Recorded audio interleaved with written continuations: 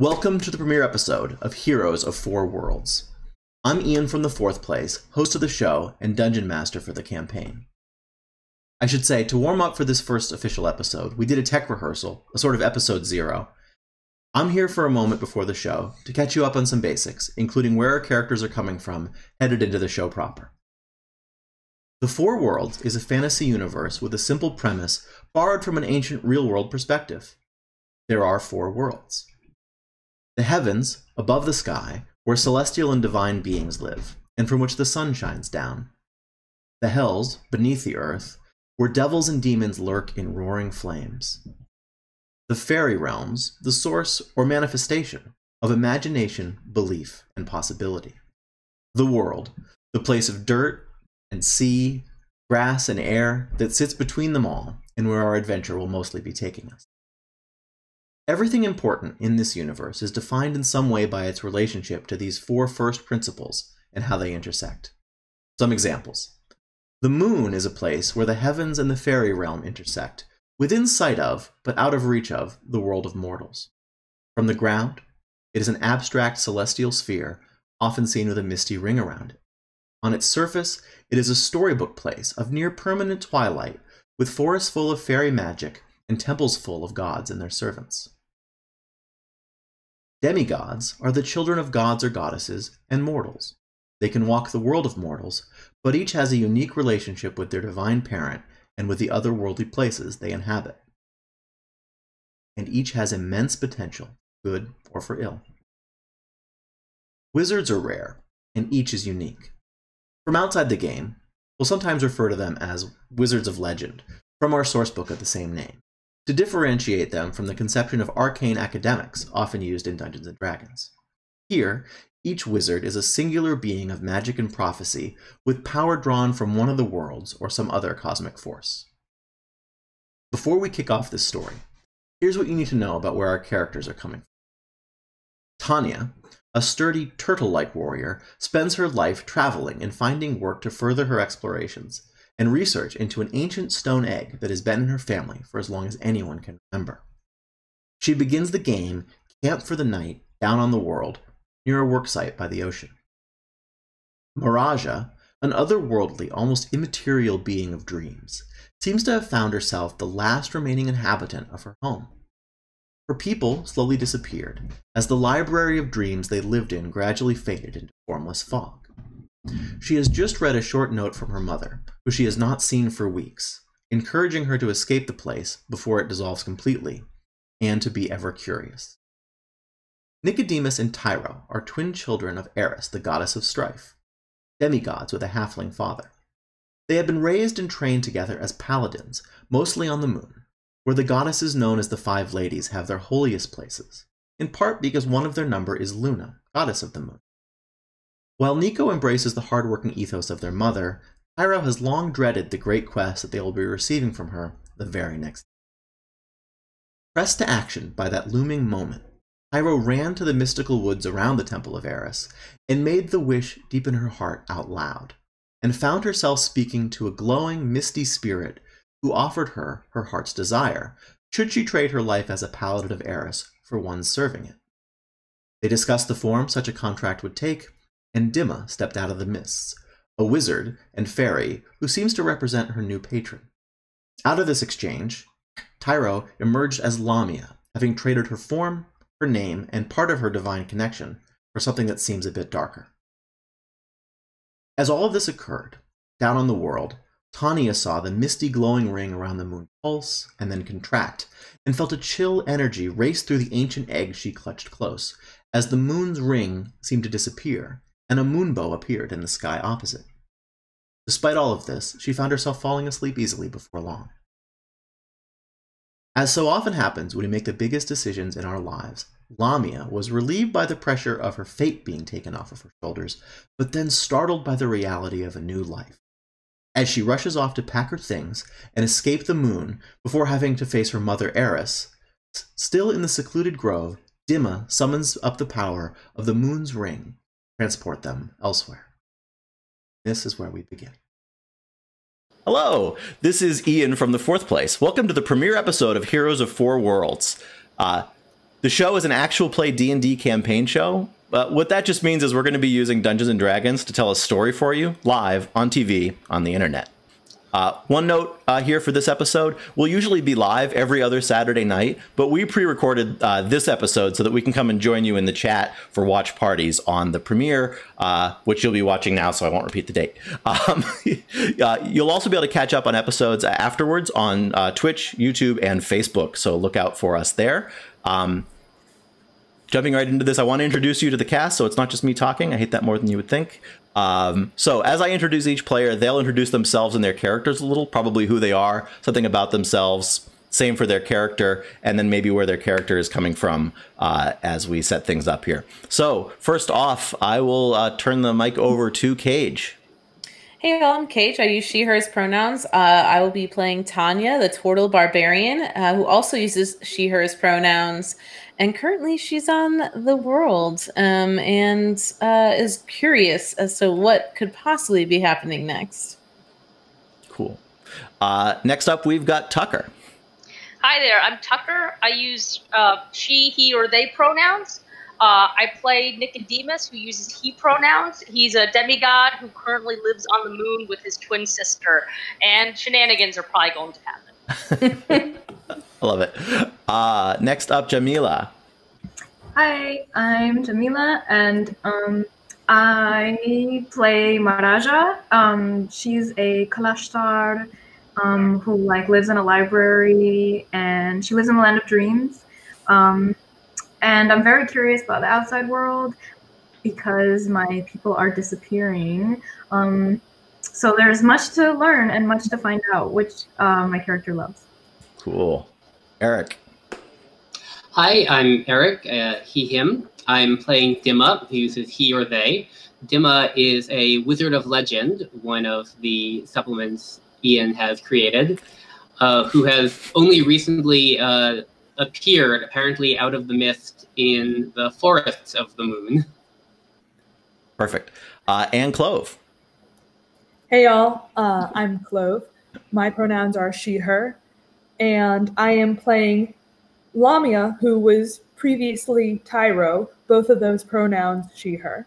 I am Nicodemus's twin sister, though I guess you could say I've undergone a rather interesting transformation as of about 5 minutes ago. You might hear more about that. Cool. So just to give you all a little summary, these characters, this is the very first game. We did do a little bit of a prologue. So just to set things up again, we have got our setting is the moon. It is evening, as it often is there, late in the evening, based on the people who are sleeping in the open marble temples of the sanctuary of Eris, the goddess of strife, on the moon. I believe at the moment you can imagine Lamia sort of jogging through the woods back towards the temple. You can imagine, and we'll get more of this as each person comes on stage, you can imagine Dymma doing a bit of a ritual and Nico or Nicodemus looking for his sister, who is not in bed at a time of night when one normally would be. Waiting in the wings in other dimensions. Sorry. No one did it for me. We have got Thania, who is in a camp on a beach near where she's been doing some work out in the world, probably resting, maybe dozing off, as I recall, holding a stone egg that just seemed to have a little chill run through it. And we have got Maraaja, who's just discovered a note from her mom suggesting that Maraaja may be the last person in the library and in the place where she has always called home. So with that, I'm gonna cut things over to Lamia. What's going on? Yeah, so I just made a pact with the Fae. Kind of got some anxiety bubbling up inside me because I've been feeling this stress from the weight of my mom's expectations bearing down on me as a paladin for the past 25 years of my life, since the moment I was born. And I just threw away everything. I just gave up my paladin powers to a Fae, and now there's a ring of light around my neck. And so I am both kind of happy and kind of nervous and, oh God, what did I do?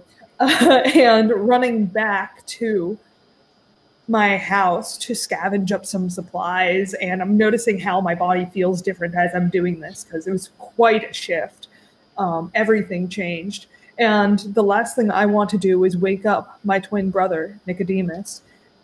The last thing I want him to do is see me and judge me. Can you give us a quick image of what Lamia looks like now, since Absolutely. you're the first character on screen? Yeah, so, and should I do it before and after? You can. It's up to you. Okay, yeah. So before, like, a lot of my features were the same, but many were different. I was a paladin of Eris, a paladin of strife. So after years of training, I had calluses and well-built muscles. My sharp jaw was sharper from the muscle that had been just like gained over years, a thicker neck. And when I made this pact, those muscles just seemed to like melt away, as if melting into the earth.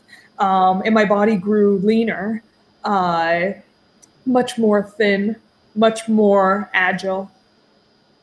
Everything changed. So I still have a sharp jaw, a sharp nose. I still have my dark, wavy raven hair. I still have my dark eyes.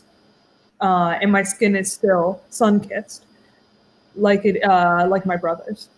But everything that kind of showed that I was a paladin, that I was the daughter of my mother, all of that seems to be gone. And you're dashing through the woods? Yes, I am in fact dashing through the woods and straight into our mother's palace to scrounge up any supplies and pack my things as quietly and quickly as I can. And Nico, what were you doing right before this? Sleeping soundfully, apparently. Yeah, so... Go ahead. Nico has always been willing and happy to be a paladin and just accepting of the way his mom raised him. You know, he's a lot more easygoing compared to Tyro, and it's kind of funny that they, you know, the only thing they really have in common, like physically, are their eyes and their hair. You know, he keeps it in a neat little cut, and he likes the calluses and the muscles and everything. And you know, it's funny because like she's like a foot taller than him, roughly, and he's like 5'2". And it's, you know, it was I guess it's going to be more jarring now that she's not wearing the armor, because you have this like squat little guy and like this like tall waif. That's the description. But yeah, so like he's looking forward for tomorrow because his mom's like, okay, I'm going to send you guys out. It's time. It's time. There's been a lot of training and getting you ready to go. And I can't tell you too much because that's going to make it too easy, and what's the point? And he's probably like so excited he kind of wakes up a little earlier than he normally would, and you know, he's like stretching and walking around, and like he's like, okay, and like I'm pretty sure that Tyro left her door a little open when she ran out of the palace, and he's like, that's weird. And like he looks in and she's not there. He's like, okay, what the hell? And starts trying to figure out where she is. Yep. And I'll peel back the curtain a little bit for the viewers. The last thing that we set up was there was a roll made, and it was a natural 20 on a perception check. So well before Lamia gets back to her room, you can tell that your sister is running out of the woods in a hurry, and we could pick it up from there, I think. Okay, so she's running towards the palace, and I see her like basically bolting towards. Yeah, she's bolting towards probably basically where you are, you know, but back towards her room. She's been out somewhere in the woods. It's dark. She looks. This wasn't an insight check, but I'm sure you could still tell with that perception check. Worried, hurried. I mean, if it doesn't look like anyone is chasing her, he's gonna stand there and wait for her to arrive.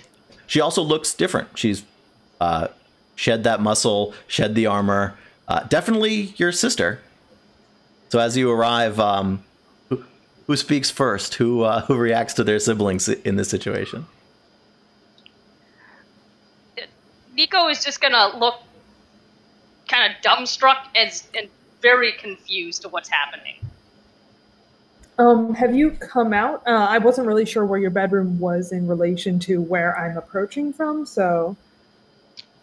I guess like their rooms probably would be close to each other, and Nico again was actively walking around trying to find where Shiro went.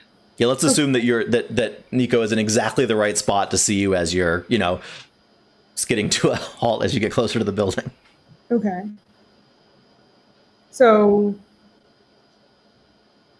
I'm gonna try and get to my room. Do I notice Nico? Let's assume, yeah. Let's say you see each other at this moment. Sort of like you can't get to your room without there being Nico right in the way there, just kind of looking a little dumbfounded. It's like seeing you transformed and is a little... I'm imagining a look, and this is not... I shouldn't roleplay for you, but a little bit of a... You have something to tell me? That's sort of the vibe I'm getting. Do I have a cloak or something? Do you have what? Do I have a cloak? Yes. I'm gonna pull the fuck around me and try and like sidle around Nico as quickly as I can. What are you doing? Where are you going? Not here. It is better for you if you don't ask me any questions. Okay, since when does that ever work? What is going on? Listen, you love Mom. Mom loves you. I need to go. Yeah, Mom loves you too. I love you as well. Are you in trouble? Like, is there something in the woods we should know about? By the way, for the people watching, there is now a recently, brought down to earth Fae person, maybe my patron in the woods, but I don't really know how I'm going to break that to my brother. There's stuff in the woods. There's always been stuff. I have to go get my bag and leave. Yeah, because I'm totally going to let that happen. Tyro, tell me what's going on, or I'm going to wake up Mom now. Listen, I don't really go by Tyro anymore. I would prefer it if you called me Lamia. Okay, and I would definitely prefer it if you would clue me in what has happened since you went to bed, and how about now? Now it's a good thing. I'm assuming that despite being 5'2", since Nico is a foot wider than his sibling, that there's really no going through this door until Nico sort of. Well, that's a shame. Okay. Listen, I can't do tomorrow. Today? It's today, isn't it? Oh gods.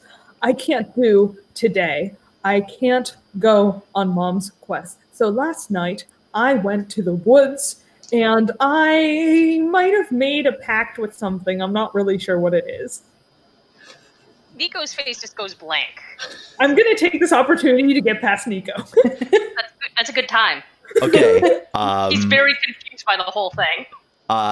Boy, how are we going to do this? I think... I mean, Nico's still going to block my way on the way out, so I'm going to go in and grab a backpack and start stuffing stuff in it that I know I'll need. Yeah, Nico, do you stop Lamia, or are you assuming that you're dumbfounded long enough for her to duck by?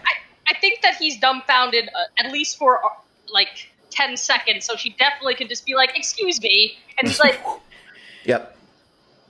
All right, yeah, you have a clear path to your room. Your brother seems to have been stuck for a second. Yeah, I stopped gripping my cloak at this point, and as I'm fettering around, if Nico happens to see it, there's definitely a ring of something around my neck.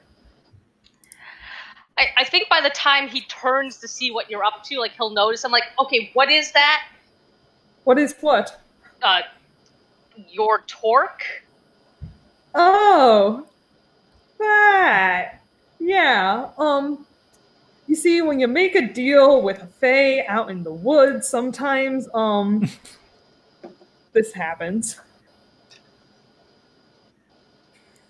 Can you describe for us what this looks like yeah, now? Absolutely. So, for the record, to anyone who's watching, we're on the moon right now. I live on the moon, born, raised, homegrown paladins, farm fresh on the moon.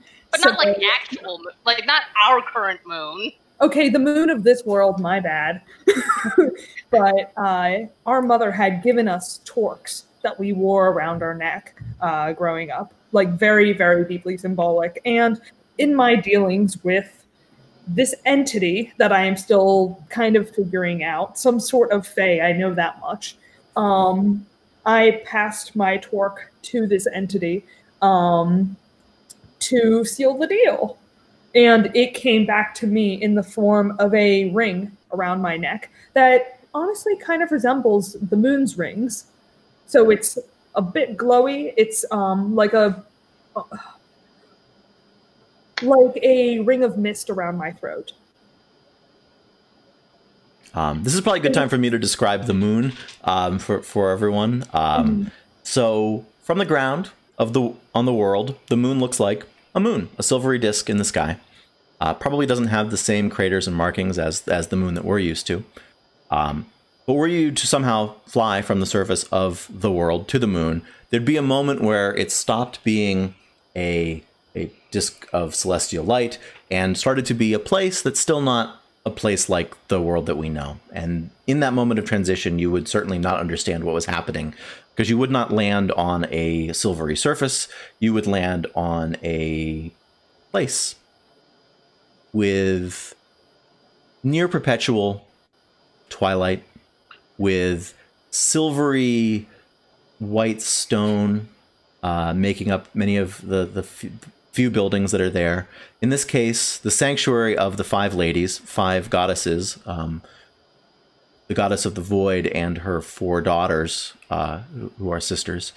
Sort of a Greco-Roman temple, but the way we imagine them, without much colored paint on them, not the way they really were, bright and colorful. The color comes from the greens and blues of a lush forest that just sort of serves as the edge of this sanctuary, that most people don't venture in and out of, because you don't have to walk between different places on the moon, necessarily. It's not exactly a real place, not exactly a tangible place. So tonight, it's quiet. The various handmaidens and servants of Eris are asleep on cushions or in their own rooms. No one seems to be awake in this pre-dawn time, except for these 2 siblings. Now I guess we're back to Clove stuffing everything she owns into a backpack. Is that... I mean, Lamia is the one stuffing sorry. everything. Oh my goodness, I'm sorry. Yes. But yes, I am aggressively stuffing the things that I need into a backpack. And I'm noticing as I'm doing this that, wow, my arms feel so much lighter.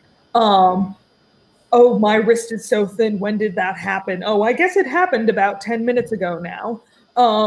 Cool. Oh, gosh. Built for a totally different job. Yeah, no, absolutely. And also, my eye, when I'm looking around and looking and seeing what I need, it's as if I just know inherently, like, oh, I'm going to need that. Or that'll be useful. That'll serve me well. It's as if my ability to appraise things has somehow gotten so much better in the past 10 minutes. So yeah, Nico, after like the first minute of just trying to be like packed, Faye, okay, wait, now she's doing what? All right, he's going to like go grab like the nearest stuff, like not even like in his room, like the random like pack, like, you know, bug out kits that they have, like where they're gonna go out in the fields for a couple days, go camping. He's like, okay, I'm just gonna do this because I can't figure everything out. And he throws on like the nearest suit of armor that's nearby, and like he's just ready to go. Nico, what are you doing? I can't let you go out there by yourself. Oh, you have no idea what's happening. I have no idea what's happening. What are you talking about? Mom loves you. Like, you need to stay here. Again, Mom loves you. I love you. Nobody wants you out there by yourself. So, I mean, again, I go with you now, or Mom can decide that I go with you. Technically, I'm not alone. There's a, maybe my patron is hanging out in the woods. This face is what she gets. I mean, shouldn't you stay behind because this quest that you've been waiting for so long, Mom's like going to give it to you tomorrow. Today. In like a few hours. She was going to give it to both of us, so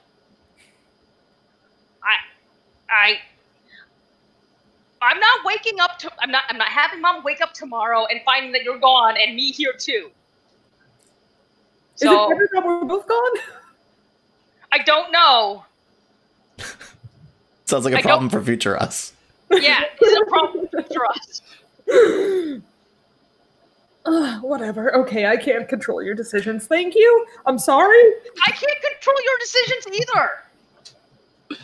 You were both packed, so now you're sort of like holding the stuff that should be stuffing, and you're out of things to do, and you're still yeah. Oh, I am going to the kitchen and make sure we have rations. Practical. Yeah. Oh, please come on. I now have the ability to appraise. Of course, I'm packing rations. This temple is sort of like heaven for questers in some ways, right? So this is the goddess of working hard. So it is totally reasonable that Nico would find, just packs ready to go. Like, oh, this is armor wrapped around a sleeping bag with a spear stuck through it. Like, let's go, because you might need to go. And likewise in the kitchen, you're gonna just find like sort of like. I'm imagining like wooden shelves with like just a rolled up, almost like it's rolled up like a sleeping bag, but like just a picnic kit just ready to go. But practical, nothing tasty, unfortunately. Well, I mean, there's some stuff that's tasty, just not in those packs. And like as Lamia is like grabbing stuff for them, Nico like figures out where the cheese wheels are, and he just stuffs an entire wedge in his mouth. Yeah, and in that moment, I think we can see that Nico is part halfling. I think that's when it really shows up that these two siblings are part halfling and part god. Yeah, he's definitely stress eating. All right. Not gonna get this again for a while. Yep. So you are kitted out with food. Someone make a perception check. Oh hell! It better not be Mom. You can go ahead and do it. I'm looking for it. Cheese in his mouth. Is this okay? Let's try this. Did it roll? Mm-hmm. Okay. Someone is stirring.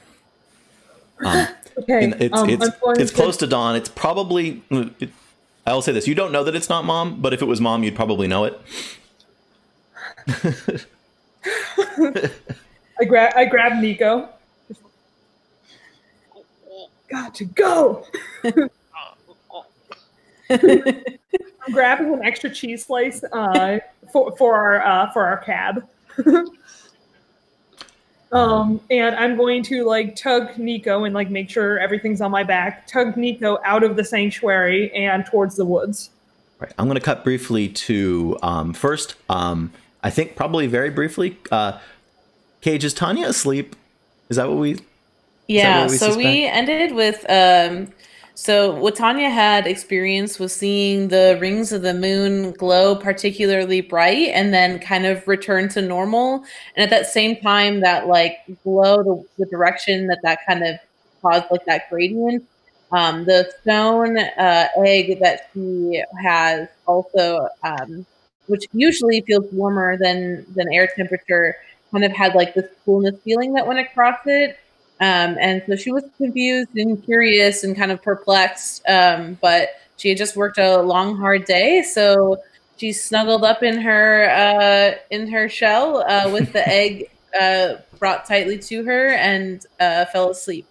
So she is probably dreaming of sort of rolling fog, and probably images from the night before. The moon, the light. Sort of that sense of a light rippling through things and around things in a way that, in that dreamlike way where it doesn't make sense, where you can't figure out, is this the mist around the moon? And is the light being cast on the moon? Or maybe it's my egg. Maybe it's the world. Maybe it's me. Maybe it's just some mists here on this beach where I'm camping. Just sort of that sort of, you call sort of jumbled mix of memories and ideas.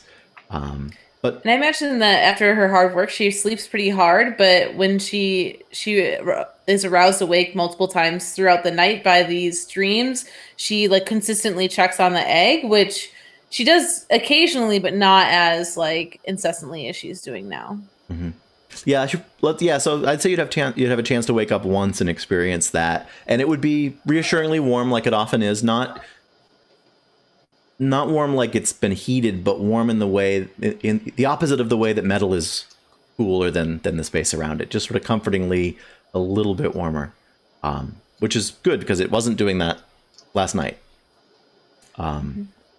Maraaja, I think the last time we saw you, you had read a letter from your mom. What have you been doing in the, say, 20 minutes since then? What do you do in the immediate aftermath of that?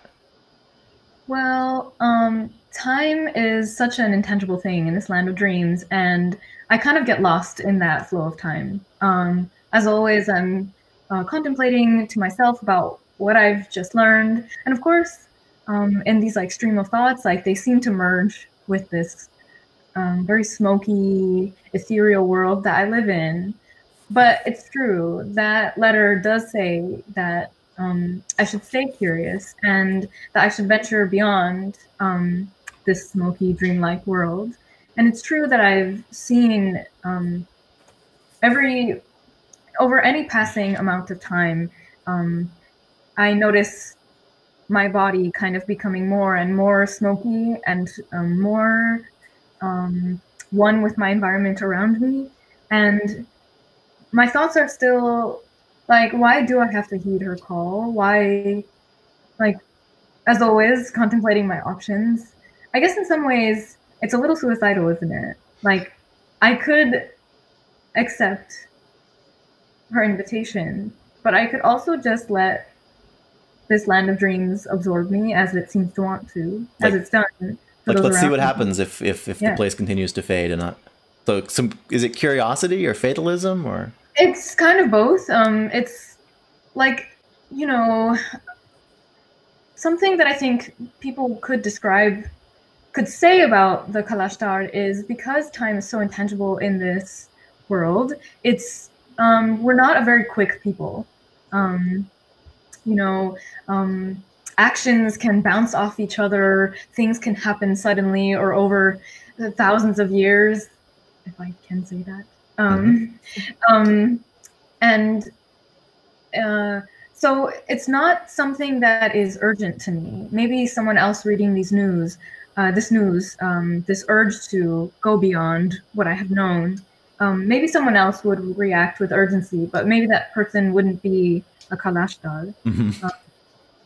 And it is curiosity because we have so much time to consider things that may be happening. We make great researchers and scientists. And in true fashion, that's how I am myself, choosing to spend all my time learning and reading. But I guess in some ways it's, the feeling is like, why resist what is to happen? So not rushing to go. I think in that situation, I'm imagining you sort of wandering the library as you think, probably not really aware of where you're going so much as just pacing among the books and amongst the fog. Yeah. And you see a little bit of a glow coming from an area that that's not too far from where you normally are. There are some crystals growing here in the library. They've probably always been there, but what does that even mean? It's a place where before some of the others would camp, would live. Sort of there was a big enough area of marble floor and space between the books that they set up basically a camp here at one point. And you begin to hear this crystal making just sort of this odd, subtle resonant sound. I see. Okay. So it's almost like a vibration noise. Mm-hmm. That noise almost seems to take up space in my thoughts and almost jams what I'm thinking about. I find it so disruptive, and it almost feels as though it's shaking my body or affecting my body, which is strange for such a ghostly and ethereal world that's so intangible. It's hard to feel things to that extent. In some ways, I start to wonder if the crystal is almost like evidence of decay that was once there, growing in the absence. Make a perception check. Oh, okay. Okay. So I'm going to reveal, I'm going to pull back the curtain a little bit. Jamila is our newbie who hasn't played D&D beyond the first session. She's here partly because we wanted to play with her, and partly because that way we can make sure that we're doing a good job of explaining D&D as we do this. So what you're going to want to do is make sure in D&D Beyond, there you should see your perception score. I think you can click on the number, and it may ask you to click a little red button that we have set up. Where do I look for that? What? Where is that? Where? There's like strength and dexterity. Yep. So depends on which screen you're on. Let me see if I can be a better guide. I'm on the character sheet. You're on your character sheet. So it depends on whether you're. So typically there'll be a big long list of skills that is just to the right. Oh, those. I see it. Okay, so there's all right. So you'll see. You click on the plus whatever or minus whatever next to the word perception. Okay. And see if that. Okay. All right. There you go. Ooh. Let's take the first one. Oh, right. So you roll twice. Yeah, so you will take the first one because you didn't roll with advantage. It'll sometimes, depending on your settings, it may always do two. So you're good. So with that, you notice that you wandered into this place, not paying attention, but the fog that makes up this place, when it's in transition, has, for many places, the fog never settles into shapes. And something new has been happening where some of the shapes are starting to crack as if it's breaking down. And the fog sort of leaks out of these sort of cracks in the physical space. In this area, you will notice that there are, with that roll, you'll see that there are a few of these crystals, and they're mostly... Did I get a good or bad one? The 24 is good, yes. Then why is there a 7? Because it rolled twice, and I'm ignoring the second one. Okay. I don't know if you clicked twice. But so the 24 is the one that counts. Yeah. I think it rolls when you click the modifier, but then it also brings up a red button, like a red thing that you can also hit. But as soon as you click the modifier, I think it rolls. Yeah. So if you click both the modifier and the red die, that's why it rolled twice. Okay. Yeah. Okay. There's also a setting that may cause it to always roll twice, which is just a way to be ready if you have advantage. But if that happens, I'm always just going to look at the first one. Oh, okay. So with that 24, which is real good, you will see that crystal is resonating, and so are other crystals that seem to be growing naturally out of some of these cracked spaces, as if the sort of soft, amorphous fog is struggling with shape, and you're getting concentrations of shape and concentrations of fog and areas of nothing. Something magical is happening. Something, arcane is happening. You don't recognize what with one of these crystals that's closer to you. Go ahead.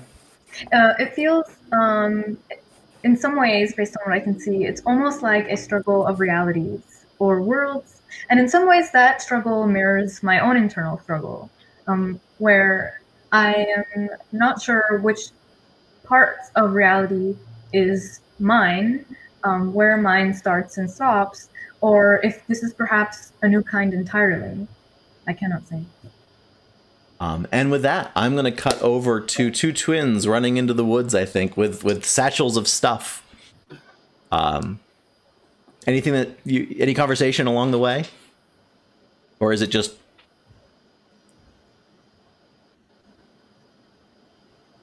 Oh. Nico, I can't... Oh. Oh, no, go ahead. I think you were muted for a second. Yeah. You're good now.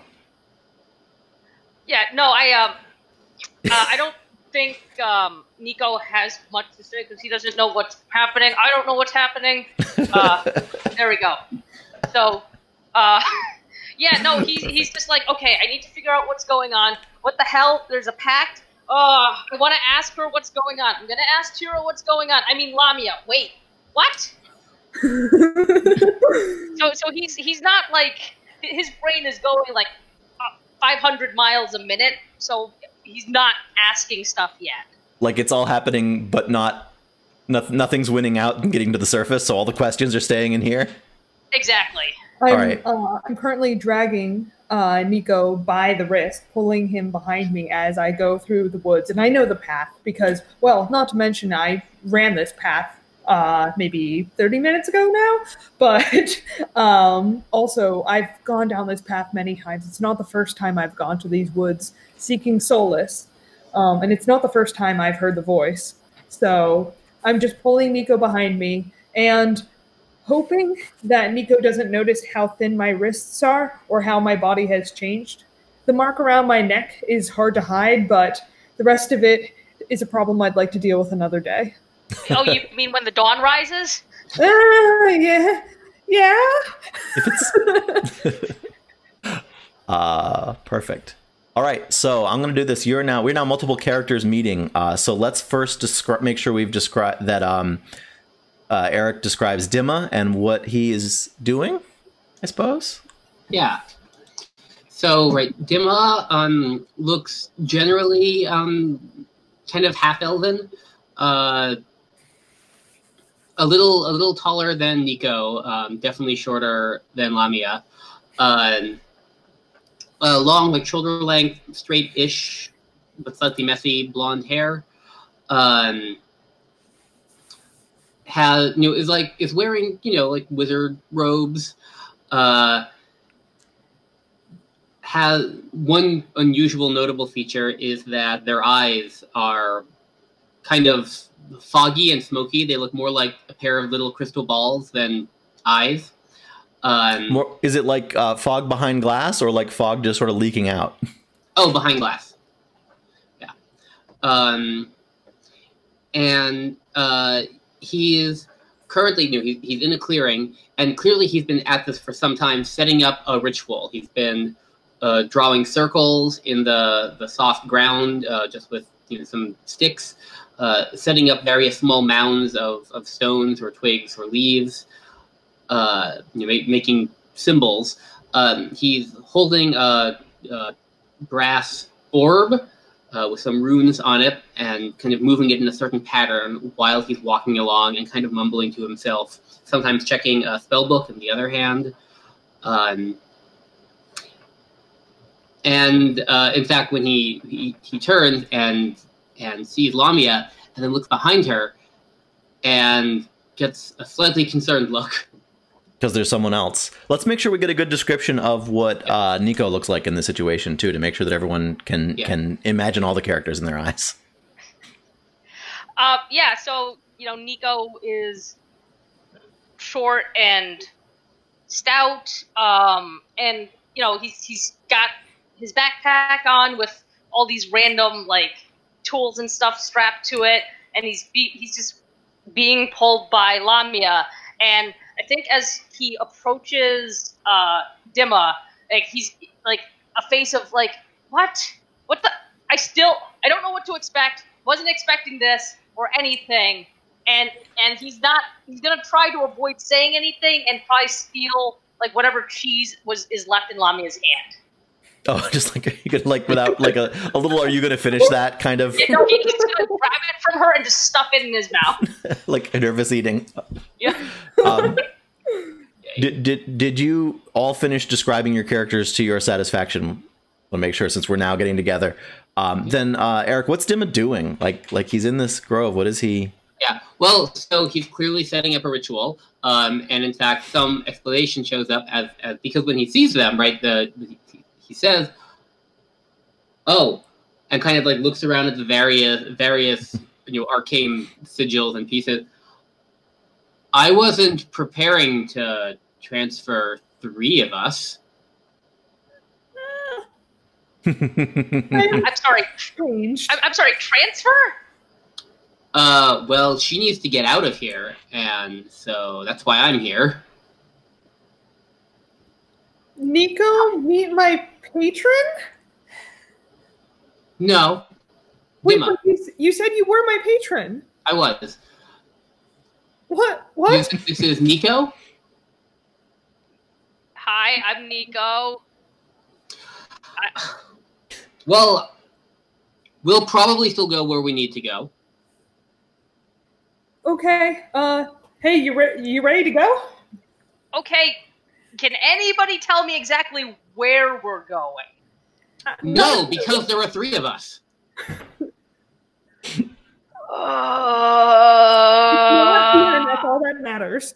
Come on, get in the circle. Come on, get in the circle. Listen, you ate the last cheese, okay? Come on, circle time. He gets into the circle and still is grumbling to himself.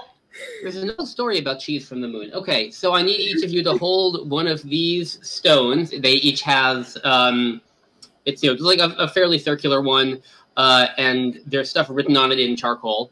All right. And, right, I haven't done it this way in a long, long time. And just kind of holds the orb, and then starts to say, it sounds like several sentences, maybe even a paragraph, in some language which has properties that both of you recognize, but it definitely isn't any ordinary language. And if you can sense magic, you can definitely feel the surge as you start to be sent. Good news. You sense an anchor to the world. You sense that you've got a target. Yep. And something is happening. Nope, wait. So when you were becoming, you contracted down from a misty ring around the moon into the moon and then onto the moon, because there's a point where the abstract shape of the thing just becomes the place that is there. Yeah. But as you did that, you remember part of yourself, as you often do, reflecting in the opposite place in the sky, the missing place in the sky. Yeah.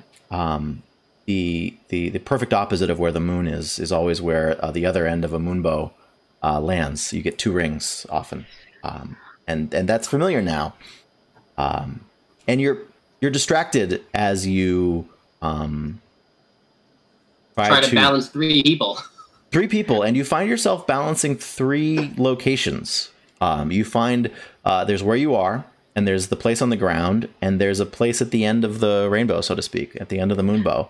Can I just do a quick interjection?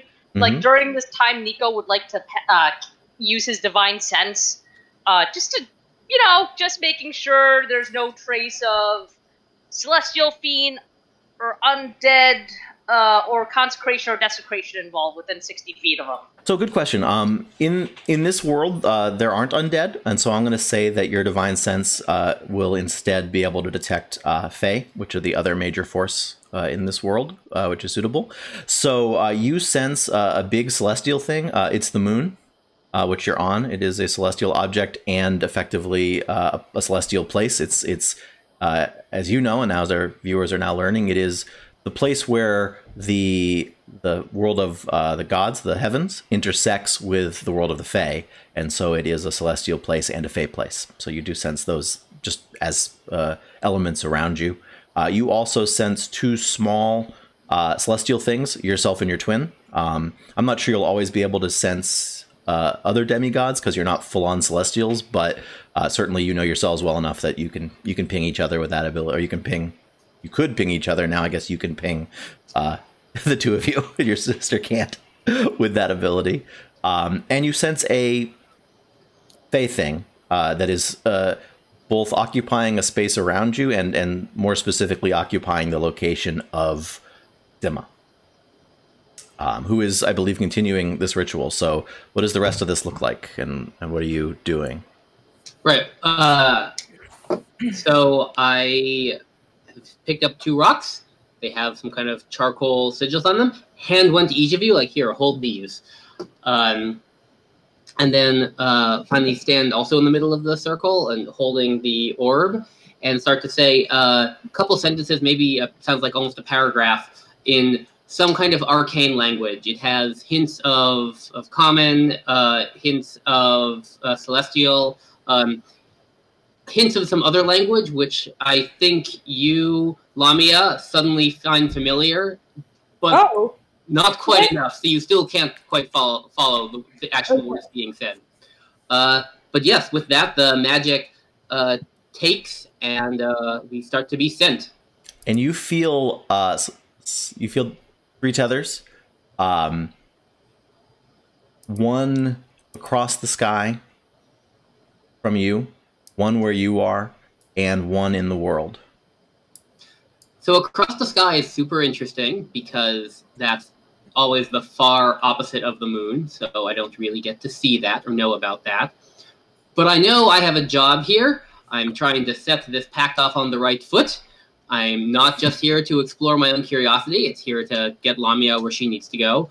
So I'll try I want to go there, and I'll even say, hold the world in your minds, the 2 of them. But they haven't exactly had the right training to follow that impromptu instruction, and also my desires kind of are in line with going to that other 3rd spot. And remind us what you rolled. I think it was a 7. I do think it was a 7. And so you might notice a map in front of you. It's actually in front of our players now, as a little spoiler. You are in a place. You are in a... looks like a library. Bookshelves around you. Most of them still full with books. Marble floor. Encroaching mist or fog, really. No ceiling above you. More fog that just sort of, you know, the heights of this library and the stacks of books go up very high and disappear into more fog. You can see walkways up there a little bit before it fades out of visibility. You are standing around a crystal which is like resonating like it was just hit, like a tuning fork that was just hit and is now coming down. And you see a campsite. You see what looks like some people just sort of set up a simple bedrolls here, as if they found some sort of sanctuary in this place. And the 4 of you are standing around this crystal. Well, 3 of you are standing, and 1 of you is probably still asleep around this crystal. Maraaja, you just heard that crystal that was resonating, that was so distracting that you couldn't finish your thoughts. Again, make a sound like it was hit, like it was a tuning fork being hit, and then a sudden movement of air as 4 people appeared. So we've had descriptions for the group of... Wait, where I'm at? They appeared. Yes, they're near you. They are, and there hasn't been anybody from the outside here in what you would consider a very long time. How would that work? Like, do they become smoky people too? No, they're like regular meat people. I mean, well, we've had descriptions, so I'll skip over. So, you know, you see, just don't make turtle soup out of me. Yeah, you see how they've each described themselves. Yeah. So you've heard a description of Nico, you've heard a description of Lamia, you've heard a description of Dymma. So since they may not have noticed you yet, because you're not the only interesting thing that just appeared from their point of view, let's first get a description of Thania. Probably waking up, having been displaced. So you're on a cool marble floor. Yeah. So Thania would wake up, and having been all brought into her shell, will probably take a minute to, you know, get all of her limbs back out and everything in order, and is probably very confused. And before you then sits a tortle. And for those of you not familiar with tortles, they're basically turtle people. And so she is kind of like an olive green with some like browns and tones like that. Dark green eyes. She's pretty average height, but very large. Her shell takes up a lot of that weight. But is a pretty large is a medium creature, but is almost just shy of 500 pounds. So yeah, extra medium. About a third of that weight is like her shell. So the shell is very heavy, but she's a pretty hefty creature. And in one hand, probably clasped to her like like a football would be. Somebody Or just about to make a touchdown. Yeah, Or a teddy bear. Yeah, it's clutched in her claws. Is a stone egg. Yes, it was a stone egg, and for those of you that maybe have a little bit more perception behind you, you can tell that there are things that are like engraved into this egg pretty deeply, very intricate things. But she has a shield that resembles that of like a spined or like a tortle shell with spikes on it. And will also have like a trident on her and some other random traveler accoutrement. And your stuff came with you, interestingly. What was it? All the stuff came with me. Excellent. That's good. Maybe not everything you own, but everything on your inventory list. Yeah. Cool. You're lying on the ground. There's some people there. They're also standing confused around they're standing around the same crystal that you just woke up next to. Probably also look visibly confused. So yeah, Thania will probably stand up and kind of like back away from the crystal a little bit, clutching the egg very tightly and probably her shield tightly in the other hand, in like a defensive type of stance. And we'll just look up and be like, am I dreaming? And you can all hear each other. You're all free. You're all close enough that you can. Because last she knew she was asleep. Yep. And she was having these weird like visions of pulsing lights and things like that. So she absolutely thinks that she might still be dreaming. Yep. And so now, Maraaja, there's definitely 4 people here, and at least one of them is talking. I'm not sure how to react. It's never. Wait, are they within eye shot of me? Like I can see them, or you can see them, but you're kind of just around a corner, so it's not clear whether they've seen you. I think Clove just tried to say something, but it was quiet. Yeah. Man, the world has really changed since I've last been here. Yeah, it has. This doesn't seem like the world as you remember it. How high up does that go? Those ceilings? As high as you want. Wow. And there's Wait, someone just talked? Yeah, there's someone here who answered your question. Perfect. And I think I would actually say, wait, was that you? Pointing to the turtle. Was that you talking? This must be a dream. Does Nicodemus recognize Thania? I mean, sorry. Can you pronounce her name again? Yeah, Thania. It is Thania. Okay. Mm-hmm. Does he recognize Thania? I mean, it's been like he was like very little when Thania was around. I think he would. I think you all would probably recognize Thania more than she'd be able to recognize you two. Well, especially Lamia, because you look very different. But even like Nico, like the last time Thania saw you, you were, really tall. So you probably have physically changed a lot more than Thania has over the last 20 years. Right. Yeah. Did she always have that stone egg with her? Yes. Okay. So I think the stone egg would be kind of giveaway, and he'd be like, yeah, that would make sense. That is someone you recognize. So this is the nice turtle lady that when you were little kids was working for your dad, and you briefly met many moons ago. Yeah, he's just gonna say, Thania? And Thania will kind of like turn to look at Nico and like in the middle being like, how do you know my Nico? Is that you? What are you doing in my dreams?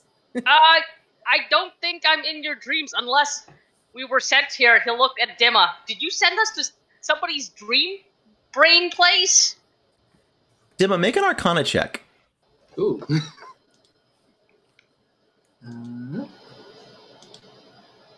How do you know what check to tell people to make? Okay, great. So you with that That's roll, a good question. We'll tell you.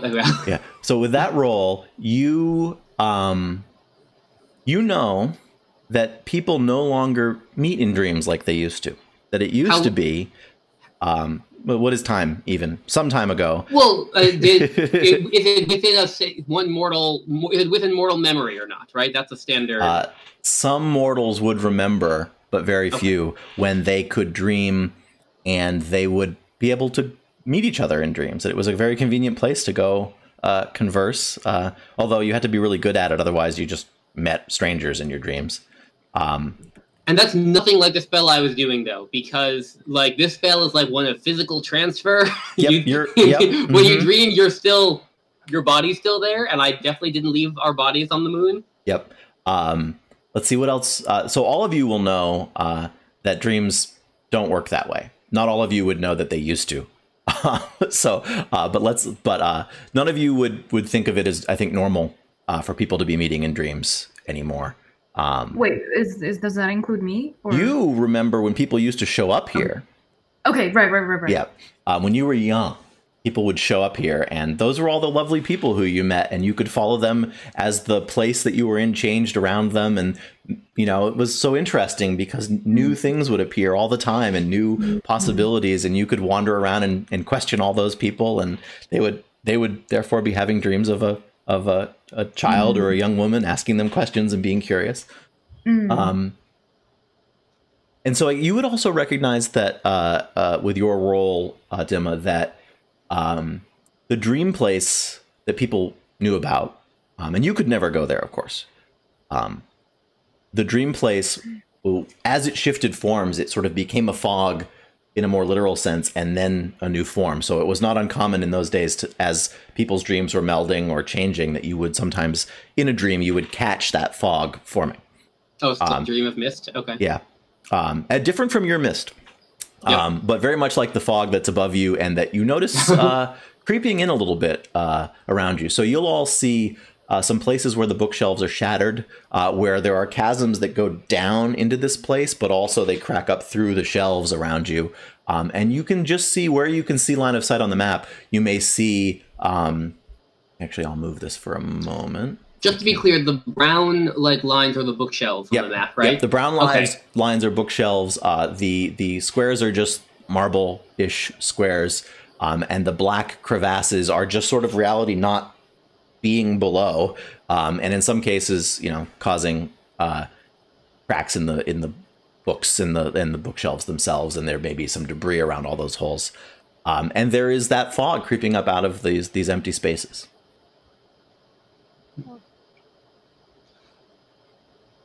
All right, we are not where I expected. I hear that you are all about questing. One of you take point. Oh, so we're not in Thania's dreams? No. Very unlikely. Oh, Thania waits for the response because she's still not sure either. That voice over there says no. So can I say in this world that things sound echoey? I think that's fair to say. Yep. Okay. So I enter the scene outside of my corner, and anyways, I say, I can see you guys have been thinking about this for a while, but me for longer, I think. What do you look like? Oh, yes. We didn't do this yet. Now that you've appeared, can you describe Maraaja to the group? Oh, okay. Well, I'm foggy. And I'm thinky, I think. And I think I look it. There's something in my appearance, well, since I'm foggy, but there's something about my appearance that's somewhat morose, but maybe that's something that can be said about Kalashtar in general. Or maybe the melancholy of what I look like, almost. Maybe that comes from the limitless amount of time that my group has spent mourning things that haven't happened yet. And none of you have ever seen one of these before in your life. Yeah. So maybe I appear... Her features, the fogginess, none of these are things that, even to Dymma, mean anything. But, things in the environment...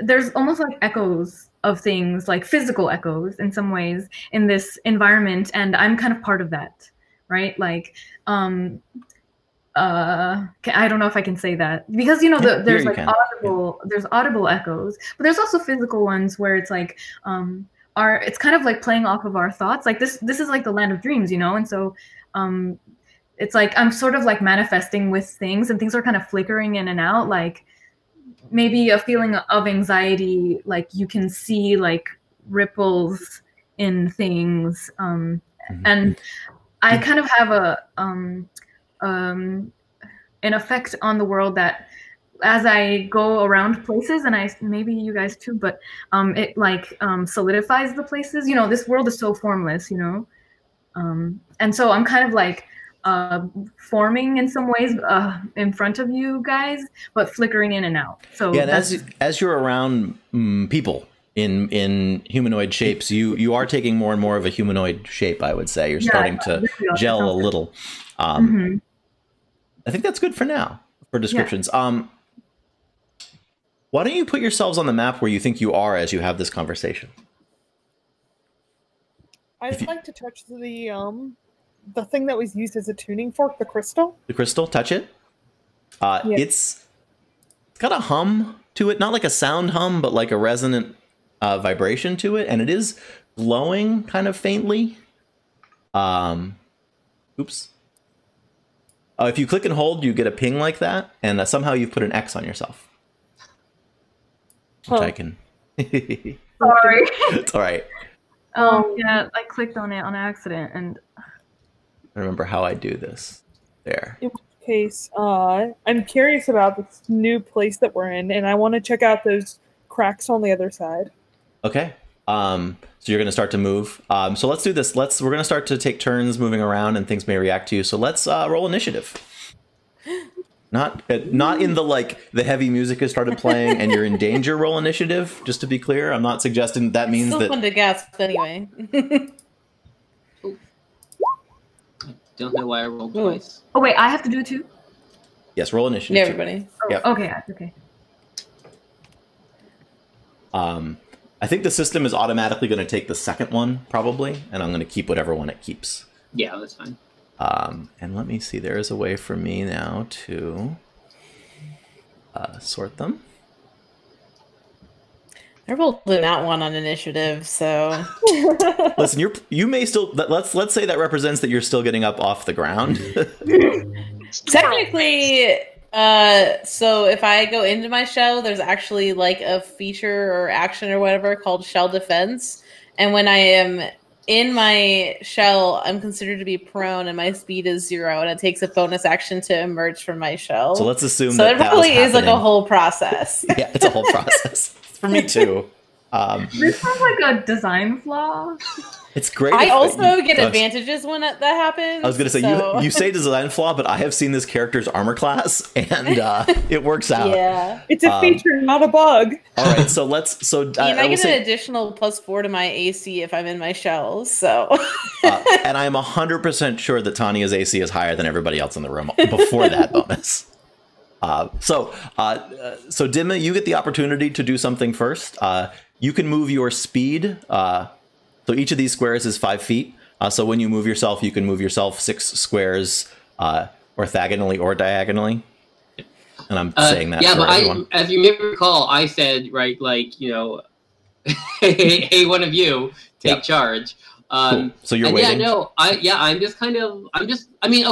looking around. I don't think I'm going to disengage so much as to go and scrutinize the books yet, but that's definitely there are lots of books. That's one of my plans. Yeah, so keep in mind every one of those blocks is 5 feet wide and as high as you can go of books, except for where you see cracks in the shelves. But yeah, no, I'm actually not doing anything right now. Good. Then that sets us up perfectly for Lamia, who was trying to take action to get to go first, which is great. Yeah, this is different. This is interesting. Also, I hear an echo right now. Me too. Oh, you hear an echo on the call? Yeah. Bummer. Let's see. Folks' videos also seem to be going in and out for me. I don't know if that's just a me thing or not. At one point, some of us had bad signal. Let's carry on and see how it goes. Let me know if it gets worse. Okay. or if it's deeply distracting, or if it's notably distracting. I shouldn't exaggerate. So yeah, where do you go? Let's see. I only get 6. What did diagonal count as? Every other is 2, I believe? Nope, diagonals are still just the same. It's physics doesn't work right in D&D or geometry. I believe there is a rule to say it is every other in order to make it more mathematical sense. Oh, I think that's worth it, but I think you can just move along a diagonal. I'm going to say you right, can. You'd move a diagonal, it'd be 5, and then the next one would be 10. Oh. I don't know. That was the way it was in Pathfinder. I don't know if 5e changed that. Yeah, I'm going to simplify it and just say you get to move. Every square is 5 feet in every direction, even though that's weird. Okay. 5, 6. So I'm trying to pass by the fire, get to the interesting cracks. Yeah, so you're sort of standing on the edge of this sort of that's the intention. Makeshift fireplace. Yep. So from here, you can see pretty clearly that there is mist sort of rolling up out of these crags. Not so much appearing in it as sort of, coming right up the edges of it. So you can see into the blackness, but then rolling around the edge, this mist is sort of coming and hovering. And it does seem as if it's moving slowly, but as if it is sort of coming into the space a bit. Interesting. I'm going to pick up one of the rocks by my feet, just in preparation to try and throw it into the crag. Okay. I will say that is your move, and you get a free object interaction per turn. So picking up a rock is free. So if you want, you have an action or a bonus action to take. You can also remember move again as your action, the same distance as in a move. Oh, yeah, I would like to do that. Cool, then you can keep moving. And I'm explicating these things partly because some of us are literally just learning D&D for the first time. So if I over-explain, it might be for someone else. Yeah, I'm near the crag. I guess I'll have to throw it in next turn. So, I will let you throw a rock as a bonus action. Drop a rock as a bonus action. Yeah. So you drop a rock into the fog, and it goes and it goes and it goes and it goes. And you never hear it hitting the sides or hitting the bottom. You just see it go. How curious. And then. Let me see how I'm going to do this. Make sure I do this right.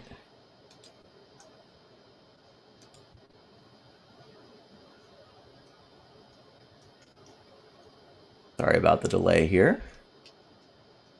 Well, incidentally, you probably aren't looking over Lamia, but if you do, you'll see Dymma watching approvingly. Your curiosity, and make a Constitution saving throw with a DC of 13 as the mist comes towards you. What? The fog comes towards you. Constitution. I don't get it. Okay.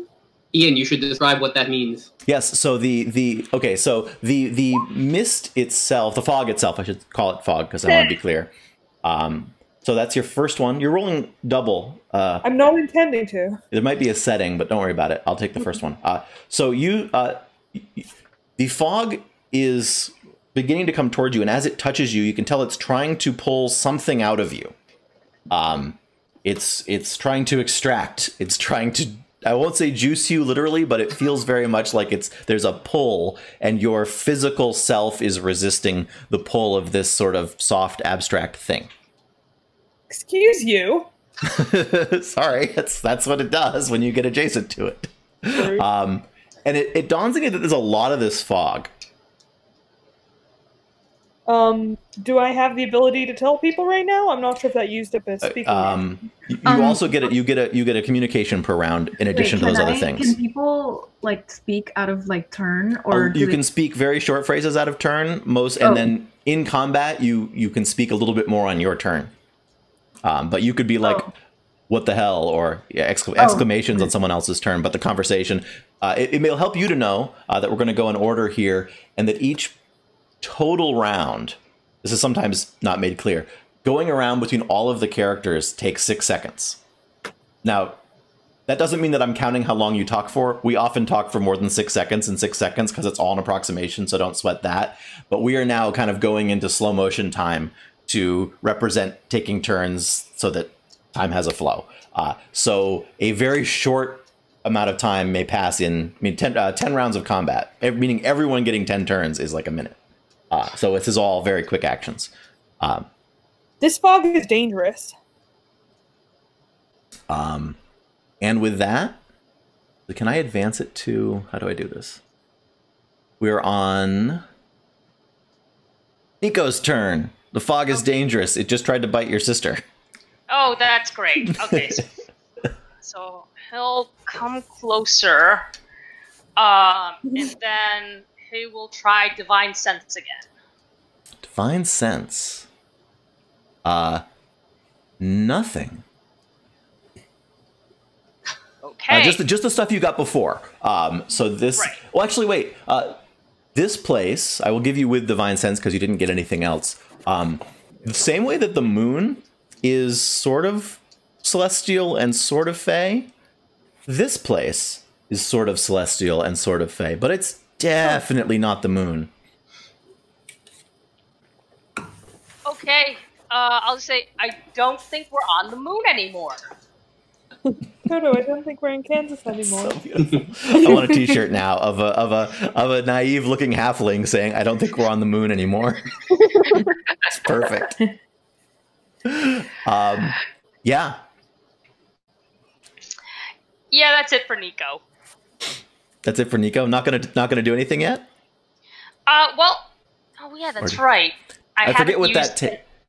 Well, the Divine Sense is an action. I think. Let me double check.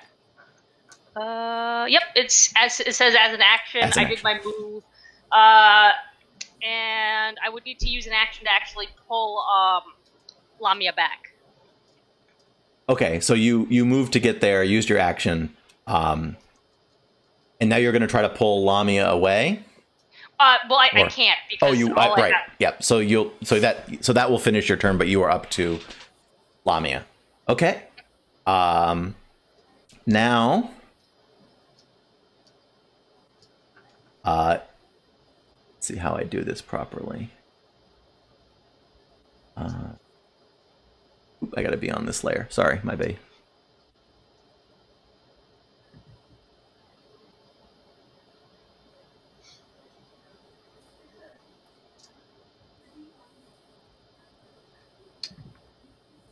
Mist seems to shift and flow towards you.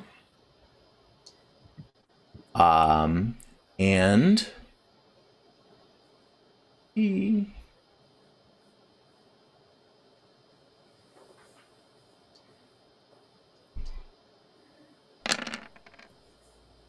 Lamia, make another Constitution save. Do you want to use my one from earlier since I rolled twice? No, I'll get a fresh one. I like seeing dice roll. Okay. You guys may not have it turned on, but I have the 3D dice turned on, so every time we roll dice, there's a chance that people get to see dice rolling. Okay. Quick ones. Again, you feel that tug, and nothing further happens. Damn, missed. And then Maraaja, you've never seen this fog hurt anybody before. It sort of usually parts as you go by because the place tends to solidify and become useful and real around you. It's as if the places that were solid are kind of there for you to experience. So a quick primer on D&D combat. You will get, every time you get a turn, you have the opportunity to take what is called a move action. You can move up to your speed, which I think is 30 feet or 6 of these boxes. You can take an action. That includes an attack or casting any spell that says that it is cast as an action. So there's a number of things that you can do. If you're on D&D Beyond, you can actually do a cool thing, which I will talk you through because it'll be useful for almost anybody, which is you can go to, on your character, there's a tab in the big box called Actions, and you can see all attacks, actions, bonus actions, and reactions. So you can do as an action anything in the action list. You can also do as a bonus action anything in the bonus action list. And as a move, you can move your speed. And if you do the actions, you'll also see there's a big list. You can attack, cast a spell, dash, which is to say you also move during your action. Like, so it's can move twice. Disengaging is a way to move less without moving away from hostile things causing them to attack you. Dodging means you're basically preparing that you're going to be harder to hit the next time something attacks you. And the rest, we might mostly wait because they're sort of more nuanced. I will mention that the help action, and this is useful for everyone, if you are skilled in something, I think it's if you're proficient, you may help someone who is making a check in that thing, but you may also use the help action to attempt to give someone advantage on an attack or to give something disadvantage. So basically you could help you can help a friend or unhelp an enemy, if you will. So if you can't do something yourself, it is assumed that that would represent if you want to cause a distraction. So what I'd recommend you do is, this is especially a good way to get used to D&D, is you can tell me what you think your character is going to try to do, and I can tell you how that would happen mechanically. Okay. Well, I would be inclined to like either. Okay, so like either maybe two things. Like either do something to like get her away, or like maybe learn more about what happened, or like if I already know something, then to like discuss that. What do you think? Let's see. So you would help her get away or to learn something. So you could make one of the things you can do as an action is make a skill check to learn more about a thing. Okay. So basically doing the things that normally are just kind of free checks the rest of the time mostly become an action. So you could make in this case, I would say, because of who you are, an Arcana or a History check, which look like they're the same for you anyways, to figure out what's going on with this fog. Okay, if I wanted to like help her, like what? Like to help her. Okay, so you have some spells that could help someone who's in danger. Right. So if you look at your list of actions or spells specifically, there are a few in there that would help someone else. Bless is probably right up there. Or you have some that would let you attack the monsters, or the fog in this case. I somehow doubt that would work. Wait, I don't see. Oh, spells. Okay, all right. But like, what does bless do again? Yeah, Oh, here we go. So as with bless, you can bless up to 3 creatures who are within 30 feet of you, and they're going to gain an advantage. They're going to gain the ability to roll an extra D4 when either a target attacks them or they make a saving throw. Is that right? No, sorry. When each of them attacks or each of them makes a saving throw, they're going to get to add an extra D4. So a saving throw is the thing that these are all good questions. This is the thing that Lamia has been doing. Sometimes if you're physically attacking someone, it's like a target. You make an attack roll to see if you hit their armor class. When something is attacking you in a way that might be less direct or more magical, it's not unusual that it tries and then you make a saving throw to represent your skill in evading what it's doing. So in this case, Lamia has been making Constitution saving throws to represent her body's ability to resist this fog's. Can she do a saving throw to like get away? No, it wouldn't help her move away, but it would boost her in surviving if she had trouble. I don't think you have anything that can grant movement. Oh, okay. So you could buff her. You could attack the fog. I'm trying to see if there's anything else that's sort of in that zone. Okay, fine. Yeah. Let's do a learn more thingy, like an Arcana. Okay. Yep. So you can make an Arcana roll, and I'll tell you what you get. Okay. All right, I'm scared. Is this your first roll in combat? Click and drag to roll dice. Oh, you got the 3D dice on. Awesome. Oh yeah. Okay. 15. What does that mean? Okay, so 15 is just so we know, it's that's like medium hard, I think is the way I would describe the threshold there. So you've only ever seen this fog interacting with 2 kinds of people before. People who live here like you and your mother and the others, all of whom are now gone, and sleepers, people who are dreaming, who it also the world also reacts around. You've never seen this before, but with that roll, you would know that these people are physically here. They're not dreaming, and for some reason, this place is falling apart. As you know, this fog is the place falling apart, and attempting to fall them apart too. If you will, to use my words sloppily. So, because this place is decaying, and things that don't belong here are here, they are getting caught up in this. Trying to decide if that. I don't think that roll's enough to give you the other thing I was thinking. So sorry for pausing there. You can still move. Oh. If you want to get closer to all of this, you still could. You don't have to. Can I still move like the 30 feet or something? Yep, you can. Yep, movement is a separate thing, so you can move your full 30 feet or six of the big squares. Okay. Well, like, let me go to her. Okay, so you can drag yourself, I think, all the way to her, basically. Yep. So you can't be in the same square as her, so you can be adjacent to her. Okay. Yeah. Okay. So, and just so you're visually aware, that is going to put you next to some of this stuff. Yeah. Cool. Wait, but that means now I have to do You don't know. Or You don't am I know. not affected by this? You don't. As far as you know, you're not. Up to this Okay. point, this stuff has never been bad for you. Okay. This leaves you with a bonus action. Your choices would be the spell Healing Word or the spell Shield of Faith. Okay. Let's see here. Yeah, as far as you know, nobody's been hurt. Okay. Can see within game. It's 1d4. What does this mean again? Shield of Faith means so that would mean if they were physically attacked, they would have more armor. It basically makes them more resilient. Oh, but this doesn't but seem like like a physical word. attack. Yeah, and it's But not a Healing new. Word Go ahead. Is it? So Shield of Faith is like a defensive buff, but you're not. Right. Nothing you've seen would cause you to think that it's going to help against this. Right. Is Healing Word a buff? Healing Word will heal people who have been physically harmed, and no one here has been physically harmed yet. So I think Okay. you may just not have a bonus action, which is not unusual at all. Yeah. Then never mind. It's good. You did a whole turn of combat for the first time, and it all made sense. So I feel pretty good about that. And the next thing that's going to happen is I would like you, Maraaja, to make a Constitution saving throw with advantage, which means roll twice. What do you mean roll twice? So just make a Constitution saving throw roll and then do it again. Okay. Why?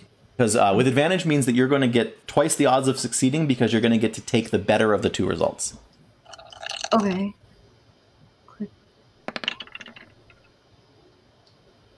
Okay. Cool. I have to Yes. do it again, right? Okay. So yeah, we went twice, and you get the better one.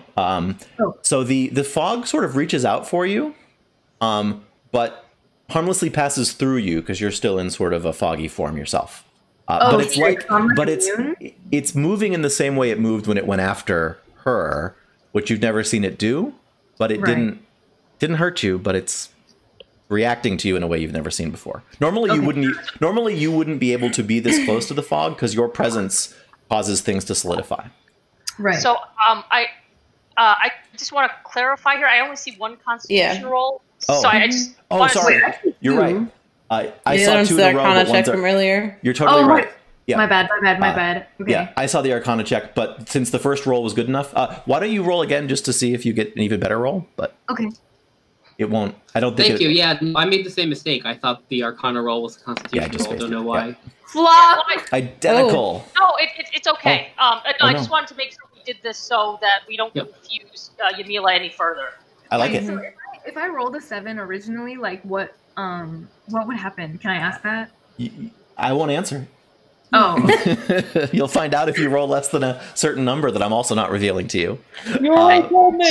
So the key thing that you should remember with advantage, you take the better of those two rolls. So even if you roll the 7 first and the 16 after, Ian will go with the 16 if he's having you roll with advantage. Yeah. Why did I get advantage? Good question. I will reveal to you because you're different from them, because the fog doesn't react in the same way. So basically, systematically, I can grant advantage if I think you have an advantage in the situation. If I think something is systematically giving you better chances, either on an attack or a skill roll. Yeah. So advantage is good. Disadvantage is bad. I will grant both. The rules do sometimes grant them. For instance, if someone is prone and you attack them from within 10 feet, they gain. The attacker gains advantage because you're on the ground and you can't dodge as well. So it does have some things that are specifically in the rules, but some of it is just going to be me saying there's a reason for this. So with that, I think we are on to Thania, who is now, we'll say, has successfully stood up and extended all necessary appendages to engage in this situation fully. Yeah, so I think Thania will move closer to the group, but not like next to them. Just that way she doesn't have to shout to like ask Nico questions, because he's the only one that she feels like she has a connection with at this point in time. Because she still doesn't quite, I don't know that she quite would pick up that Lamia is who she knew as Tyros. So I think that she looks too different. Yeah, Tyro's the only one who had a real growth spurt. Yeah, Lamia could be their cousin, maybe another sibling, but does not look like the same person that you met. Yeah. I like that after all these other kids stuck their fingers in the light socket, you're like, I'm going to walk closer, but not stick my finger in the light socket. She's very hesitant. I did not stick my finger in the light socket. That is true. You did not walk directly adjacent from the evil fog. Well, she's already hesitant, right? She does not know where she is. She does not know who she's around. And so this environment is just as dangerous to her as these people that she doesn't know. Especially since it seems like somebody or something here may have pulled her from a place of comfort to this location of uncertainty. Mm-hmm. You've never been somewhere like this. You're from the world. Never. It's made of dirt and stuff. Mm-hmm. Yeah, this is very unusual. And so...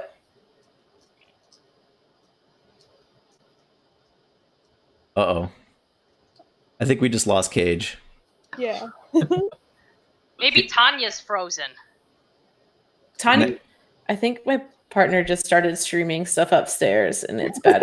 Okay, you disappeared for a second, and now you're back with a poor signal, but we can see and hear you. I was just going to say, no, it just takes Thania a little bit longer. We should have just pretended. Yeah, now there's going to be all this commentary on the stream about the connection, when we could have just like, interesting. I wonder what she's going to say.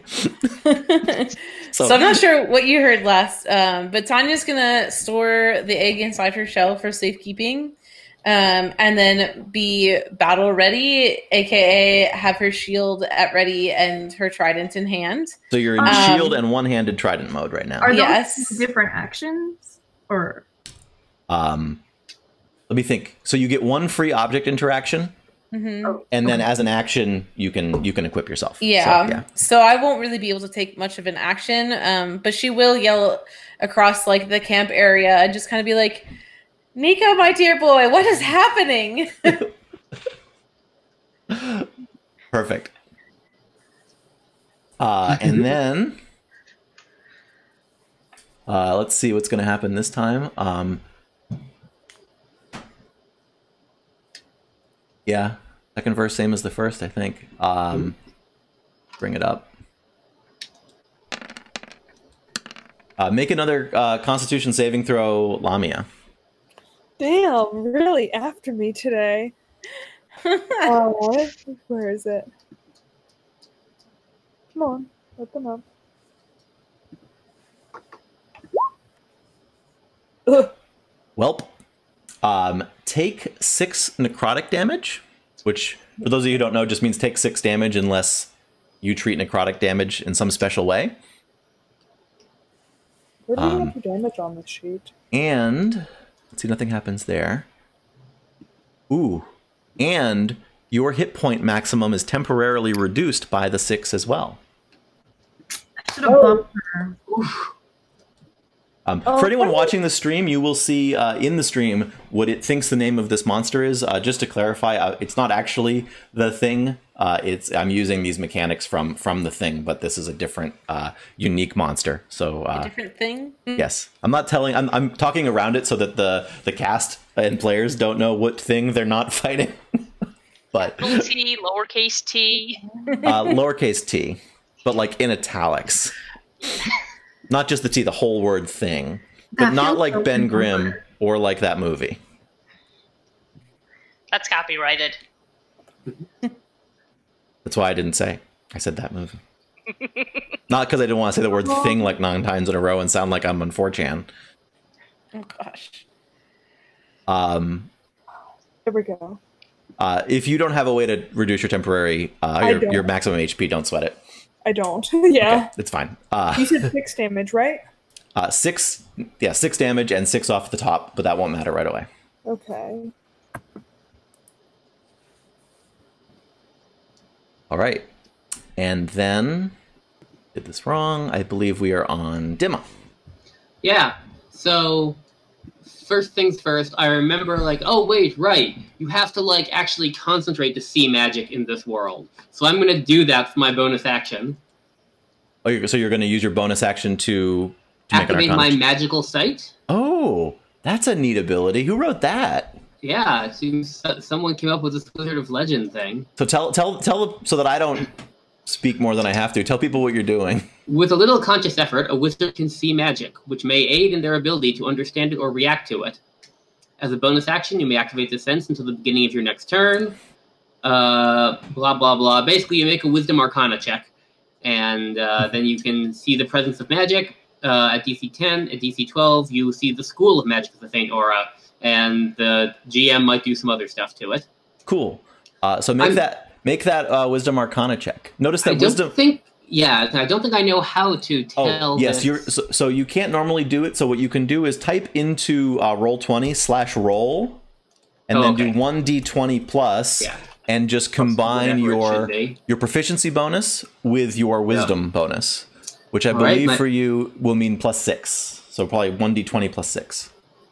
Oh, these rolls already have the proficiency bonuses in place. Yes. Oh, I didn't know. I'm looking at saving throws. I'm not used to this. Which also is different. Yep, yes. Okay, everything makes sense. Yeah, this is a custom roll because this ability combines. Click and drag to roll the dice. What? Oh, it's happening. You actually have to click and drag, and it'll make a yellow line. Oh. That's very confusing. Okay. Anyway, 18. Okay, with an 18, you sense that this is not arcane magic in the usual sense. This is the stuff of a place. So it is magical, but it does not have a school of magic. Yeah. And you're gonna say some things to you that sound familiar because someone else sensed it too. But the place is falling apart. Right. Yep. And you're in the place, and that's not healthy. And since this is a place of dreams and ideas, that concept is becoming almost personified in what certainly looks like a physical attack. Do I see a way out? The thought which I would like to immediately discard if I can. Yep. Is sure. That's a good point. That crystal in front of you, you can see the school of magic of that, and it's definitely conjuration magic, and there's still some there. Okay, so perhaps say a teleportation magic of some kind is still somewhat residually active on that crystal. Oh, that's good news. I could maybe then if I could use someone from the world, I could help bounce back. That's way better than my first thought, which was to try to figure out some kind of travel spell to use while we're jumping into one of those holes. To be like, well, whatever, we're gonna have to sail between worlds. Let's use this crystal. Okay, I'm going to give you a little bit more, actually. So the crystal itself isn't teleportation magic, but the resonance in it, that sort of that hum that's still in it, is teleportation magic. But it's still there. It's not fading. It's present. It's keeping up that little bit of a tune of the tuning fork, if you will. But there is something suppressing that teleportation magic right now. Oh, can I tell the school of what's suppressing? It's the same thing you sensed. It's the same thing you sensed first. Oh, that's bad news. Okay. And that's probably a lot for a. It's good for an 18, but that's a lot for a single check. So I agree. And this stays up until the beginning of your next turn, I think, and then you can reactivate it. So cool. If you want to, yeah. Yeah, I'm telling myself so I remember if anything weird happens that you get to see something about it. Yep. Okay. They're all messing around with that.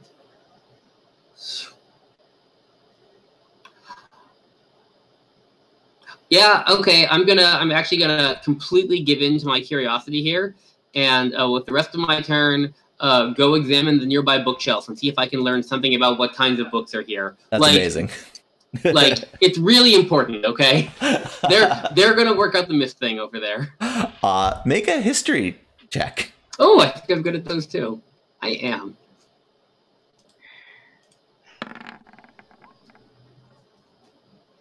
Yeah, very good. 23.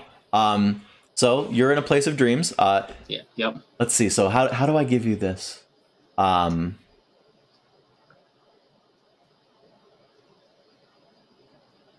really good roll. In case of local apocalypse. Wait, that's a book I find? It's the passage you turn to. Okay. And it takes you a bit to translate it, but that's definitely what it says. In the case of local apocalypse, evacuate all dreamers, locals, and anyone physically present who you would like to see survive local apocalypse. And you get that, and that's about as much as you can read in the turn that you have. Yeah. Otherwise, there's more on the page. Yeah. Okay. Great.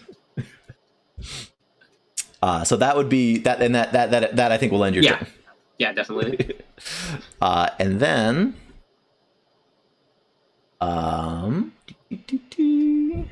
remember to do this on the right screen. Actually, can I also shout, like, if I get that, like, yep, come back over here? Yes, you can. All right. Now people have something they can react to or not.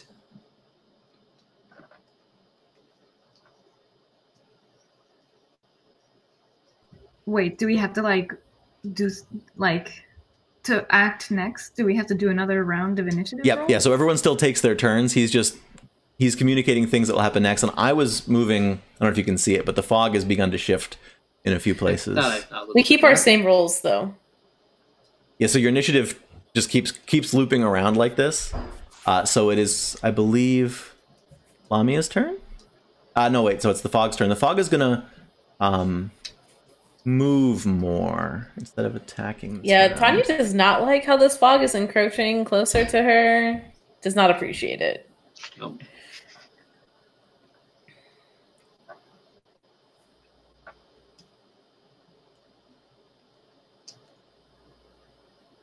All right. So the fog is sort of flowing through some of these cracks. And that makes it Lamia's turn. You may be muted.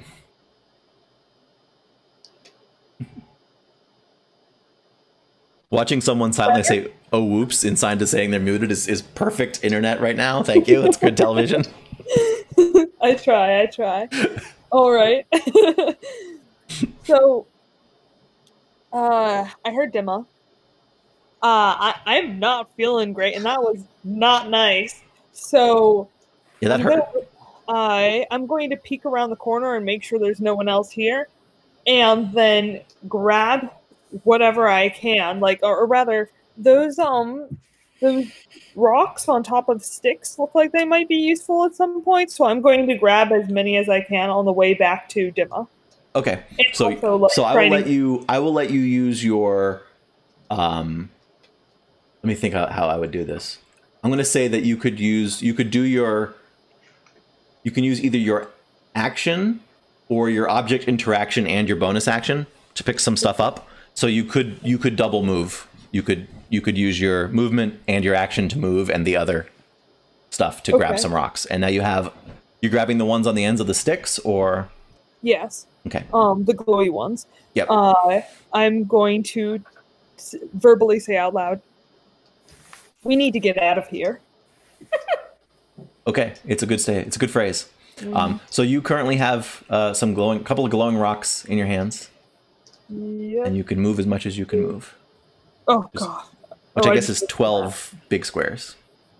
In retrospect, having the nice tiled floor makes what is a square kind of a confusing thing to describe. A little bit. It looks pretty.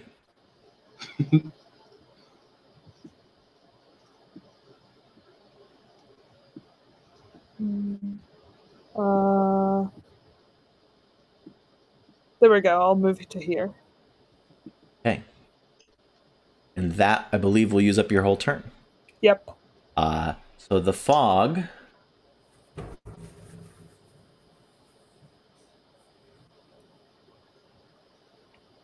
Gonna move as soon as I click in the right place.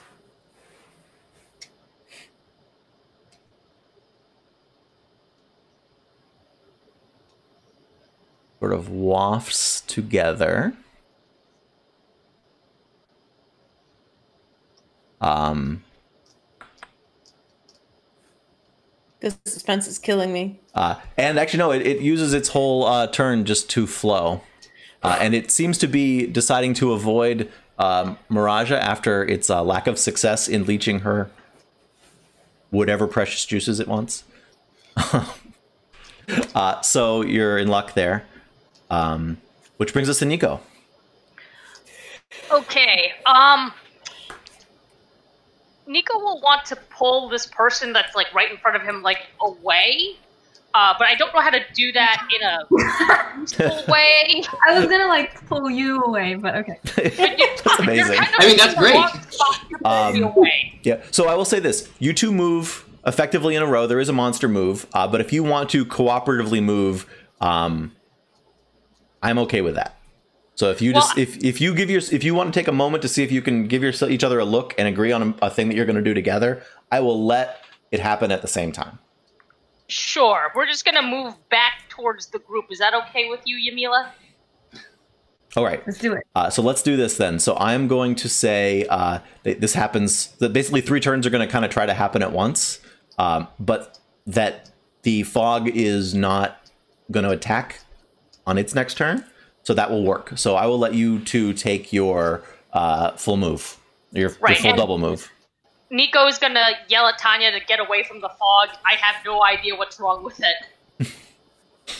All right, so as you're moving, I'm going to take my move as you're taking yours, but you guys are welcome to move yourselves your full 12 squares that you have available. So, okay. So, how do did I move the amount of spaces correctly? You can count them out, but it looks like you probably did. You should have you should have at least that many. It's the big squares, if you will, the double. You can get to pretty much anywhere within that, like the larger square where the crystal is. It's fine if you don't move your whole move, right? It's okay if one walks slowly. So just Oh, so did I do it right? I think so. Yeah. Okay. If that was 12 squares or less, which I think it was. All right, the fog has used that opportunity to move as well. And we're gonna bring it around to Thania, who now is now fog adjacent. Yeah, she's gonna split, get out of there, and follow Nico. And just kind of like so far she's seen like everybody run out of this room towards the fog, and then it like bit them. some weird realizations happen. And then she moves kind of closer and is like, what is happening? And then all of a sudden everybody runs back into this room, like frightened, and will follow them. And then she's going to like come into that space again where everybody is and just kind of like look around, probably breathing heavily and like, what is happening? Where are we? People can give quick responses on Thania's turn if anyone has a pithy answer to that, or the beginning of a long one that gets cut off. Let me explain. No, it's too much. Let me sum up. Nope, still. I'm just gonna point to Dymma. No, it's too much. She'll look over at him. Thank you for that, Eric. So how would does I have Dymma... an action still? Would I be able to roll like insight on Dymma to kind of get a better feel of like. Yeah, do an insight check, of course. Let's see what this person is about. That is an average amount of information. Dymma, so I will say this. I was just going to say, how do I resist that? You resist with a deception check. I'm not actually. I don't think I'm actually resisting, but okay. In case it comes up. Yeah, you may tell the truth, but if you wanted to, you would resist with a deception check, and we'd all pretend like you didn't make one. Yep. It's easier. I think you can make a hidden one to the DM. Well, so it's easier when you're trying to convince someone actively instead of resist there, because then then I will just say make either a deception or a persuasion check depending on what you're doing, and then let them give us the results. Yeah. Anyway, do you want to answer for the 13, or should I answer something? Yeah. So if you're not deceiving, you can answer with. You don't have to go too deep with a 13, but you can give a description of your. Because she doesn't know anything right now. Yeah, she knows nothing. So Dymma seems not a sponsor, like, just delicious. Dymma seems uncertain, but like he has a plan, and at least have been looking at Lamia with some sense of like, if not caring, like definitely not ill will. Paying attention to. Yeah. I would say if Thania notices this connection between Dymma and Lamia, she'll probably also kind of like look scrutinizingly at Lamia, and maybe there's like a tinge of recognition, but like you kind of said earlier, like maybe like a cousin or like a long lost relative of Nico's, but probably doesn't recognize her for who she is. If you ever realized that Lamia was really Tyro, you'd think that Lamia had like dysentery or something. Well, you were pretty young before. You may not have been quite so jacked the last time. Yeah. It was like 20 years ago. Yeah. No, we're describing Lamia like she's dying. It's more just that she used to be like a bodybuilder and now she's a runner. Right. And again, she had a huge growth spurt. Meanwhile, like Nico probably just like grew a foot and a half. Tops. Lamia like 4. I got you, Nico. I don't like how this mist is lining up behind Thania. Yeah, right. So, yeah, you'll notice the mist is is staying in contiguous where it can, but that it is flowing towards. Huh. I think with that much movement, it can't do a bite, as they say on the cool internet shows. So I think we're around to Dymma's turn. Yep. Everyone's been looking to Dymma for the answer, so let's see if Dymma has any. I have some kind of answer, right? So looking around, right? As you know, we need to get out of here. One thing I'm looking for, actually, I'm going to reactivate my magical save with my bonus action because I suspect that Maraaja is one of the locals that book mentioned. And I am holding a book now, right? Like clearly from the bookshelf. I have these instructions. I found this. Yeah. Right. Listen, I find in my life that holding a book while you talk makes you look at least twice as convincing. So. Right. Yeah. So my suspicion is, I know she's a local because she's the voice that was answering us when we got here. So what I want to look and see whether her being here is suppressing the suppression on the crystal. Oh, interesting. Because I bet she is. I see. Give that an Arcana roll. A Wisdom Arcana, because you're using your... Oh, yeah. So I have to redo that. It's the same roll. The +6. Yeah. Whoop. Oh, no, it's covered by the turn order. I can't see it. Oh, there we go. Oh, 17. 17. So similar. So yeah. You can sense that the... I can add the rest of what I'm looking for if that will help, actually. Yeah, right, so my plan is pretty simply that we can probably finish the spell if I have a local to suppress, like to make this world work correctly again, and have an anchor to the world, capital W, which is the tortle. And if so, I'll just kind of like have us all, I don't know, grab the crystal and focus power if we know how. And so if not, then... hold on really hard. So the good news is that you do sense a change. Okay. The bad news is that it's getting worse. So you don't see any reaction to Maraaja's movements. Yeah.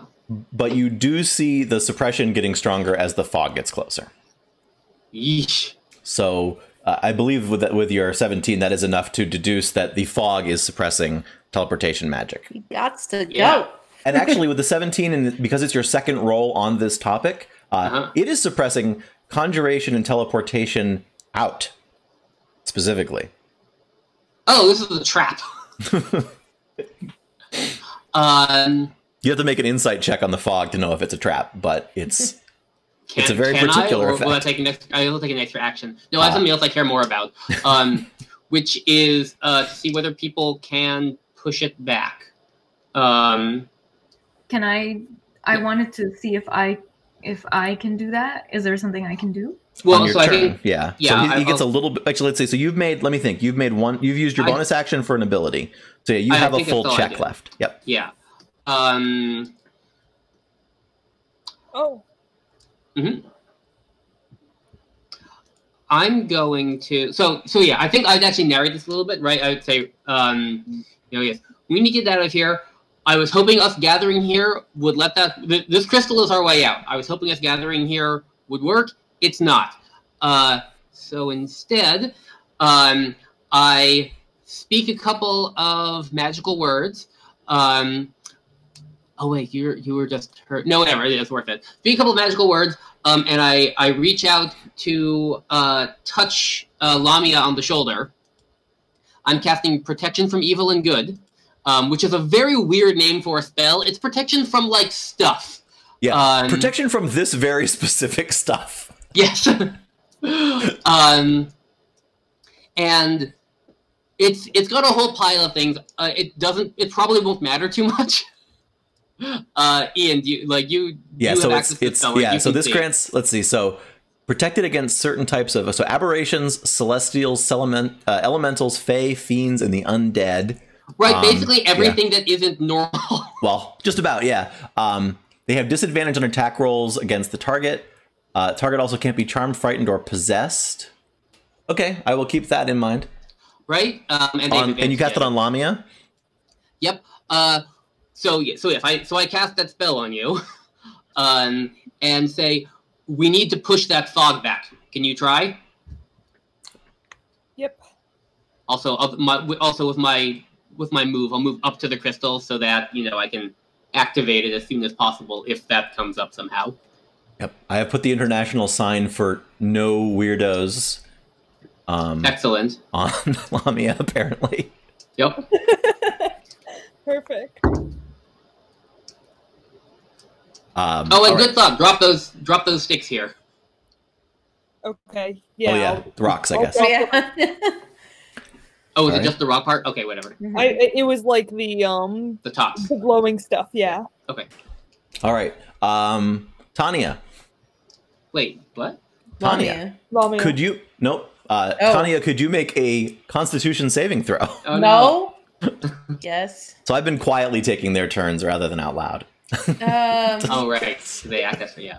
Because it sort of flows, kind of generally like. Yeah. Boop. Oh, but that didn't work. There we go. All right. 16. So yeah, it tries to flow over you, but it is not able to. You feel a pull. You feel something. Like cosmically or metaphysically, sort of trying to leech something out of you, and it doesn't. Now it is 5 minutes to 10, so we can keep going on this encounter. But this is our prearranged end time. So would you rather end on a cliffhanger in the middle of this fight, or go a little bit further? And obviously, we'll look for. If we don't have consensus, we'll end soon. If we have consensus, I'm happy to carry on if you are. Personally, I want to continue. I want to continue, but I can't go more than another 10 minutes or so. Okay. Probably, or 15. So if we can get it done in another round or two, whatever we're doing. We can make progress in that time. I don't know if we'll do it, but I can extend it to 15 minutes, 10 minutes rather. Anyone else? I'm good with that. Yumila? You good with that? Was that a yes? You're Oh, muted. you're muted. It's only 7 here, so. Oh, right. Oh. Okay. Cool. Tucker, you good for 10 more minutes? All right. Let's see if we can make a little more progress on this. All right. So that brings us around to Lamia's turn. Okay. You said this is like a fog, right? It's a fog. And it's been trying to grab you. It's been trying to it's interact kinda with you physically. What is the distance on this? 10 feet? Well, crap. Okay. Nico, I need you to move. I'm going to move. Wait. You can go through each other. Well, Yeah. no, because I need to be 10 feet away, and both of y'all are in the 10 feet. You can move through your allies. I will say, if you're in the square behind Thania, or to the stage, or our... Like here? Where I was before? Or? that is 10 feet from Okay, yeah. then I'll just be there. Is this Yep. where I started? Crap. I don't know, but... You're actually on top of Thania, so I don't think that was where you're. But if you're like in front of Thania, wouldn't that work? I can pass past either of Tanya. these... Yeah, so here, I can... I just need 10-foot range. This is within 10 feet of the fog that's near Thania. This is within 10 feet of it, and so are you, because I'm saying every direction is 5 feet, and that this is just a world with non-Euclidean geometry. Perfect. I love it. Okay, so I'm going to use prestidigitation. Exactly. That's easy for you to say. Yeah. I've been waiting to use that joke for so long. I hate That's the worst word in all of D&D. Listen, I always play a sorcerer or a wizard, so I've been practicing that word for a long time. How do I say it? Prestidigitation. Yep. Prestidigitation. There Yeah. you go. Yeah, that was pretty good. And remind us, I have a feeling I know what's going on here, but Yeah, it allows Which- me to create wind. which one of its abilities are you? The wind one. I'm making wind. Yep. And then Oh, let me there I you want to. are. Yep. And I am going to blow that fog coming towards us away. Yep. An instantaneous harmless sensory effect. Is that the one? I just want to see if there's. I'm going to say that you see the mist move, but it is not sufficient to blow it back. Darn it.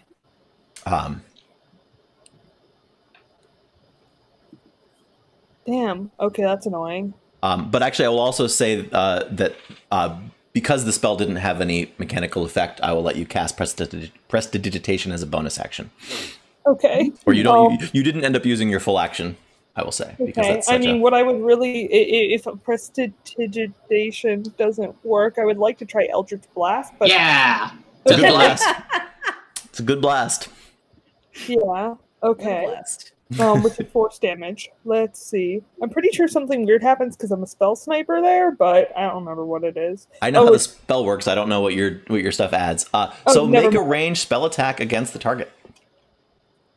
Does this work? Did that do anything? It did. Mhm. You. Let me just double check, but I Dirty can't 20. imagine. I can't imagine that missed. Oh, I mean, Oh, what a missed the mist. complicated, That's a great spell, though. Yeah, that hits. So you do 5 force damage to the... And this is when something interesting happens. To be on the... You see...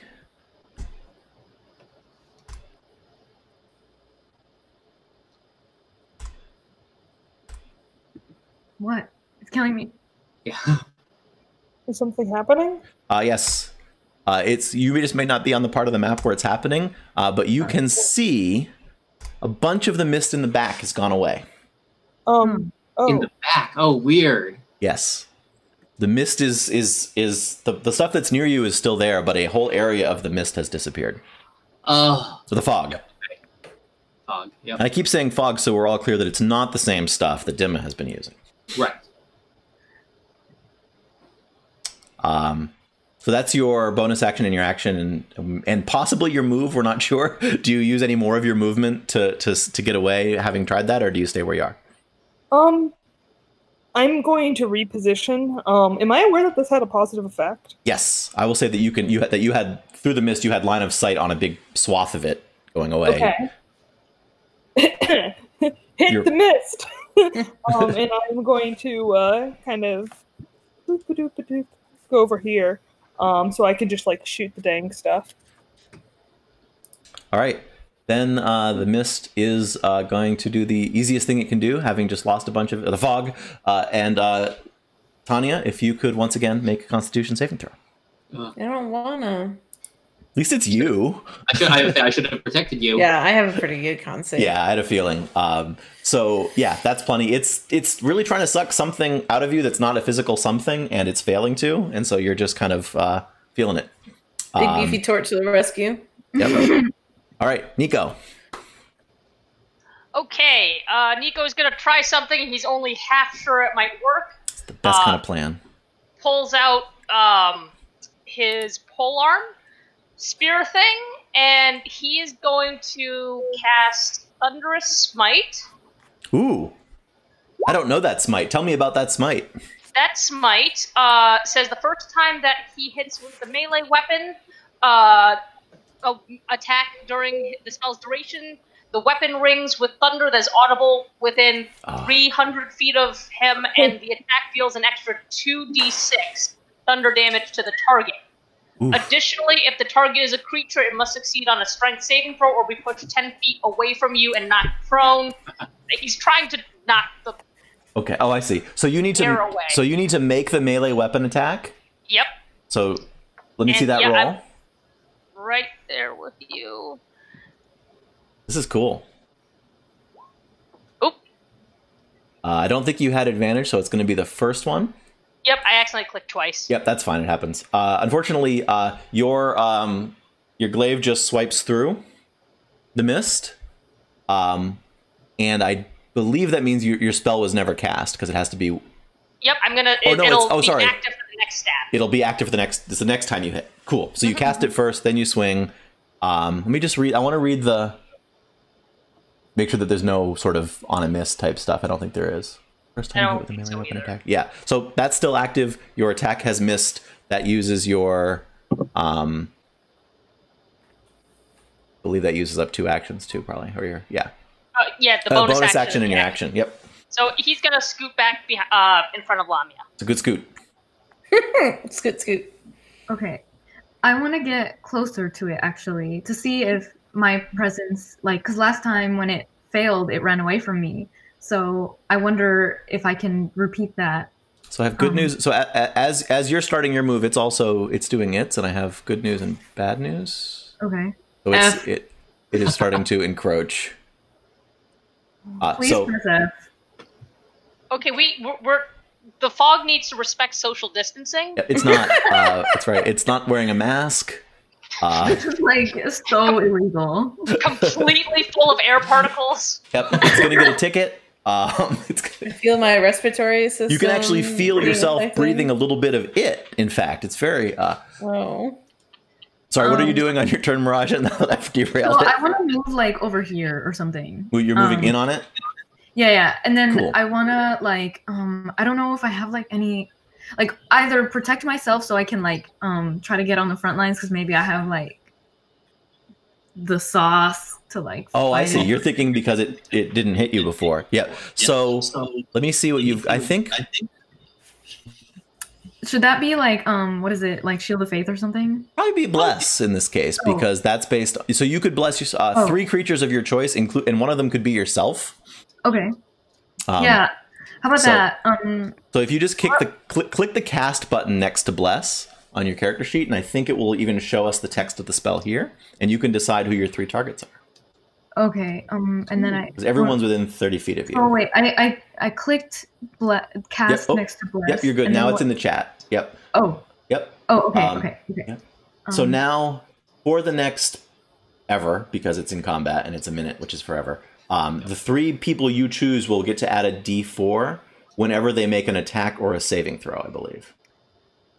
Okay. So well, I'll do me because I want to be on the front lines, and then Lamia because she just got owned, and I'm kind of deciding between Nico and Thania because Thania since she's pretty beefy already, that could be pretty good. But Nico just attacked, so I'm wondering. I don't know. What do you guys think? Can I ask that? Just go with your instinct. Go. Mm-hmm. Okay. It's in combat. It's in battle. We'll just judge you about who you pick. It's no big deal. All right. So me and then the twins. Me and the twins. I'll buff you guys. Perfect. Mhm. All right, so let's see. Where did I? Okay. Okay. So what do Smart. I have a do? pretty big con save, so. Do I have to roll something? No, you don't. That just, I believe, takes effect. Oh. I am just throwing. My silence is me putting little icons on the. Oh, Oh, okay. did So that. like, Oh. do I have another action or was that it? let me see. Believe that spell. Does it say? It's an Yeah, action. that uses your action, so you still have a bonus action. Oh, okay. And a little bit of movement if you and some of want. your movement. Your movement is like a. Oh, I moved from Yeah. here. You can to- actually continue. You can move up to 30 feet, split up, so Oh. you could move in and out on your turn if you want to. The rule with bonus actions and spells is you may use a cantrip and another spell if one of them is a bonus action and one of them is a full action, but you can't use one of the same type. So having used your bless, I'm just curious if you have any bonus actions. I think you do not. Yeah, so you're good. I mean, you can, yeah. Bonus actions are called bonus because you often don't get one, though. So you have blessed 3 people. That's pretty solid. If I can, what do actually, never mind. We're short on time. We'll ask for another game. Oh, I just threw some hearts with chains on them around people because I thought that would mean some kind of bonus. It has some very weird choices of icons, so it was like it's defensive-ish. So I'll put that on them. There should be it's like Blink. Yeah. I don't know. But those, I think I marked the 3 people that hadn't gotten to Lamia yet because she already had another one on her. Yep. Hashtag right. blessed. Hashtag blessed. I agree. And the fog continues to... Actually, at this point, the fog is going to... not to move any further because it doesn't really need to. And it is going to go after Nico. So Nico, could you make a Constitution saving throw? +4. Or D4, I should say. Yes. Roll an extra D4 when you're done. Yep. Oh, so that is a total of 10. So things happen. Oh. I think this might be the first. Things. Oh, this is the second hit that it's made. That's right. Yeah. Take 11 necrotic damage unless you have anything that stops that. That would kill me dead. Ow! I'm not dead, but ow! Yep. And lose 6 off your max HP temporarily. Wait, Yeah. how do I know? Oh, I see. Okay, yeah, I have 16 HP. F. Oh, I can't decide if... Oh, for a second I thought Clove was frozen, but she was just that stunned. It was just... Amazing. All right, and that puts us on Thania's turn. Sure does. She gonna back that little turtle butt up. Getting out of there. And so Ian, I know that we had discussed a couple of different things related to the stone that I have. I remember one of them is not active yet, but I'm forgetting which one that is because I was going to try and use it gives you a something. spell. So that the spell that it gives you is not active yet. Okay, so that was my question because otherwise I was going to use that. So I couldn't remember. No, yep. Yeah, I just put that on there so I wouldn't forget. I'll tell you when that exists. Yeah, I don't think that there's a whole lot that. Well, I guess I'm technically within melee of it, so she will try to lunge at it with her trident. Although she's not super positive that anything's going to work against it because it seems make an attack not roll. very physical. Make an attack roll. Yeah, so she's gonna do that. That is sufficient. How do people usually describe this? You see that you had less effect on it than you would expect. Yeah. But an effect? But you had an effect. So it was as she thought. Well, but... And just to clarify, that would be the one-handed piercing because she still has her shield out. Yes. And you also see a bunch of fog in the back.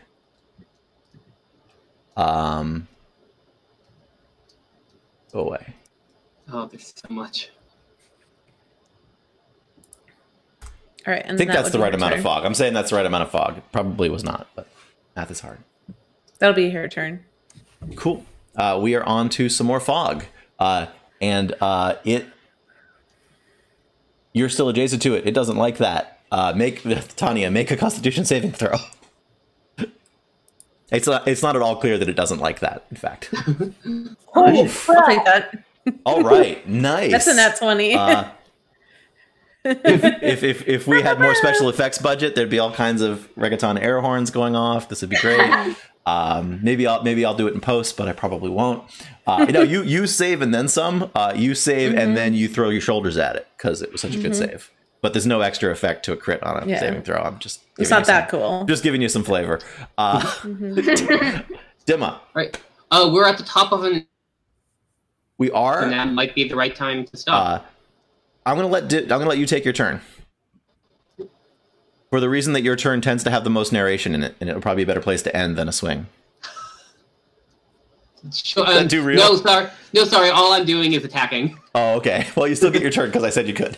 Okay, fine. Yeah. So like, okay. Nothing I know about planner dynamics makes this make sense. Anyway, I'm going to cast Weight of Ages on it. Oh, nice. Can you also... Yeah. Can you click the cast? Oh, we don't have a description for that spell. We do. Do we? I don't know why it didn't show up, because I clicked cast. Oh, okay. That may just be that only utility spells show up. Let me just make sure that I am good. Unless you want to read it. Sure. Since it's a new spell. Yes. A visible distortion flies through the air at the mist, which withers and ages perceptibly. At least that's what would happen if it were like a living thing. I don't really know what happens here. But hopefully... Yep. The key thing is that a connection is formed and maintained, which I can keep concentrating on. Oh, but it's a concentration spell, so sorry, Lamia, your protection fades. Awesome. I forgot about that. Yeah, I'm not used to like only existing in one place at once. All right. So I'm going to say you see stuff disappear. I'm going to delete some of the ones that your characters wouldn't see, just because it's easier bookkeeping. But the fog is perceptively. Yeah. So yes, it's working.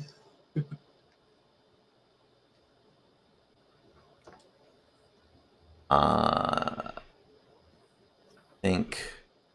Maybe next turn. Sometimes I lose count, and so smash mode. All right. I was wondering about that. There's perceptibly less fog, even to the point where there's less fog above you. Right. So the fog in this place, and that's not just from this one attack, but as you have been chipping away at it. And that was your action? Yeah. Do you have anything else that you would like to do? No, I don't think so. All right. Actually, wait. Your spell is up during all these turns. Yes. So as now it's a concentration yes. spell. Yeah. Oh no, your magical sight. And so I will say as we close, as we end partway through this scene, which we will pick up in episode 2, that you will sense that as the fog has been dissipating, the thing that has been holding back teleportation magic has definitely been visibly weaker, because that is a sense that is up for the whole turn. So with that in mind, I think we have a couple of announcements and we are wrapping up. So let me just say some things so I don't forget to say them. First of all, something about giveaways. We are going to do them. We're not sponsored, so we're just doing these ourselves. We're sponsored by the Fourth Place, which is me. Whenever we have 25 or more viewers, I'm going to give away a Heroes of Four Worlds t-shirt for our first natural one of the game. And if we have any more natural ones, I'll give away some stickers. Ones because then we all get to be happy for the ones instead of the party being sad for the ones and doubly happy for the 20s.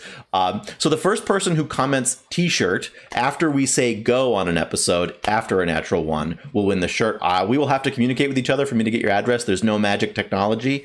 So make sure that we contact each other, and I'll do the same. The first person to comment stickers after we say go on those wins stickers. This obviously, here's the small print. I'm not going to say it fast like the guy in the commercials because I talk fast anyways. This is only open to people 18 and up who comment in the Twitch chat, who follow us on Twitch so that we can try to contact you, or at least try to friend you, who are in the United States, and so on and so forth. Next week, during this time slot, there will not be another. Oh, next week, from your perspective, not from ours. There will be an episode of D&D 101 where I will answer questions about Dungeons and Dragons. I'll talk about some basic stuff about D&D 5e rules. Every now and then, one of these folks or some other folks may join me as guests for that show if they want. Otherwise, it'll just be me teaching some basics because I like doing that. That's why I have a total newbie. I don't know where to point because I forget where the total newbie is on the camera. I think like that. So I get to do some more of that, which I love. You can send your questions to @4thplacegames. That's the numeral 4 with a TH games on the Twitter, and tag it with hashtag D&D101. That's with the letter N and the numerals 101. I really should put those on the screen at this point, but I didn't think in advance. Again, @4thplacegames, which is on the graphics here, and with the hashtag D&D101 with an N, not an ampersand, because that breaks hashtags. That's my news for now. It's been really cool doing this. Sorry to my cast that we ran late. Thank you for everyone for doing this. I had a really good time meeting these characters a little bit more. I'm sorry we didn't get through our first encounter. I'll work on my pacing. But I'm looking forward to sort of starting on the end of this cliffhanger and seeing where things take you in episode 2. Goodbye from me. I hope that you all enjoy meeting these characters and that it. I just know it's only going to get cooler every time we get a little bit deeper with them. Did any of you guys have any goodbye messages, or should I cut things short? Yeah, do you want to do a quick sign off? Like Yeah, let's let everyone do it. Let's let Cage go first because Cage goes first. Thanks everybody for watching. I'm Cage, and I've been Thania, the Tortle Barbarian. And if you want to see some of the other things that I do, I stream on Twitch. I'm also in a Cumanera stream and podcast, and you can find all of those different things as well as some of my other creative projects at ragecagerocker.com, which is right above my head, I believe. It is. Indeed. And next is Tucker. Hi there. Thanks for watching. Thank you, Ian, for running. I'm not as fancy as Cage, so if you want to find me, just find me on Twitch. That's it. Cool. I like it. Jamila, any goodbyes or plugs? Thanks everyone for watching. And witnessing a newbie experience something new. I'm all about professional stuff, so I'm not gonna plug that. That's boring. But yeah, I do stuff on. I feel like a gothic horror, wouldn't it? We can't say that on this show. We can't say that on this show. They have lawyers. Wait, you can't? We probably can. I'm just. They have the strongest lawyers. They have like level 20 lawyers. Dang. Eric, do you have a sign off, a goodbye, or a plug? Thanks, Ian. Thanks, everyone. This has been lots of fun. I'm looking forward to this. That's all. And looks like the way I laid out the screen, Clove gets the last word. Bye, everyone. I was playing Tyro / Lamia. Pleasure meeting you all. See you next time. Yes. Good night. This was great.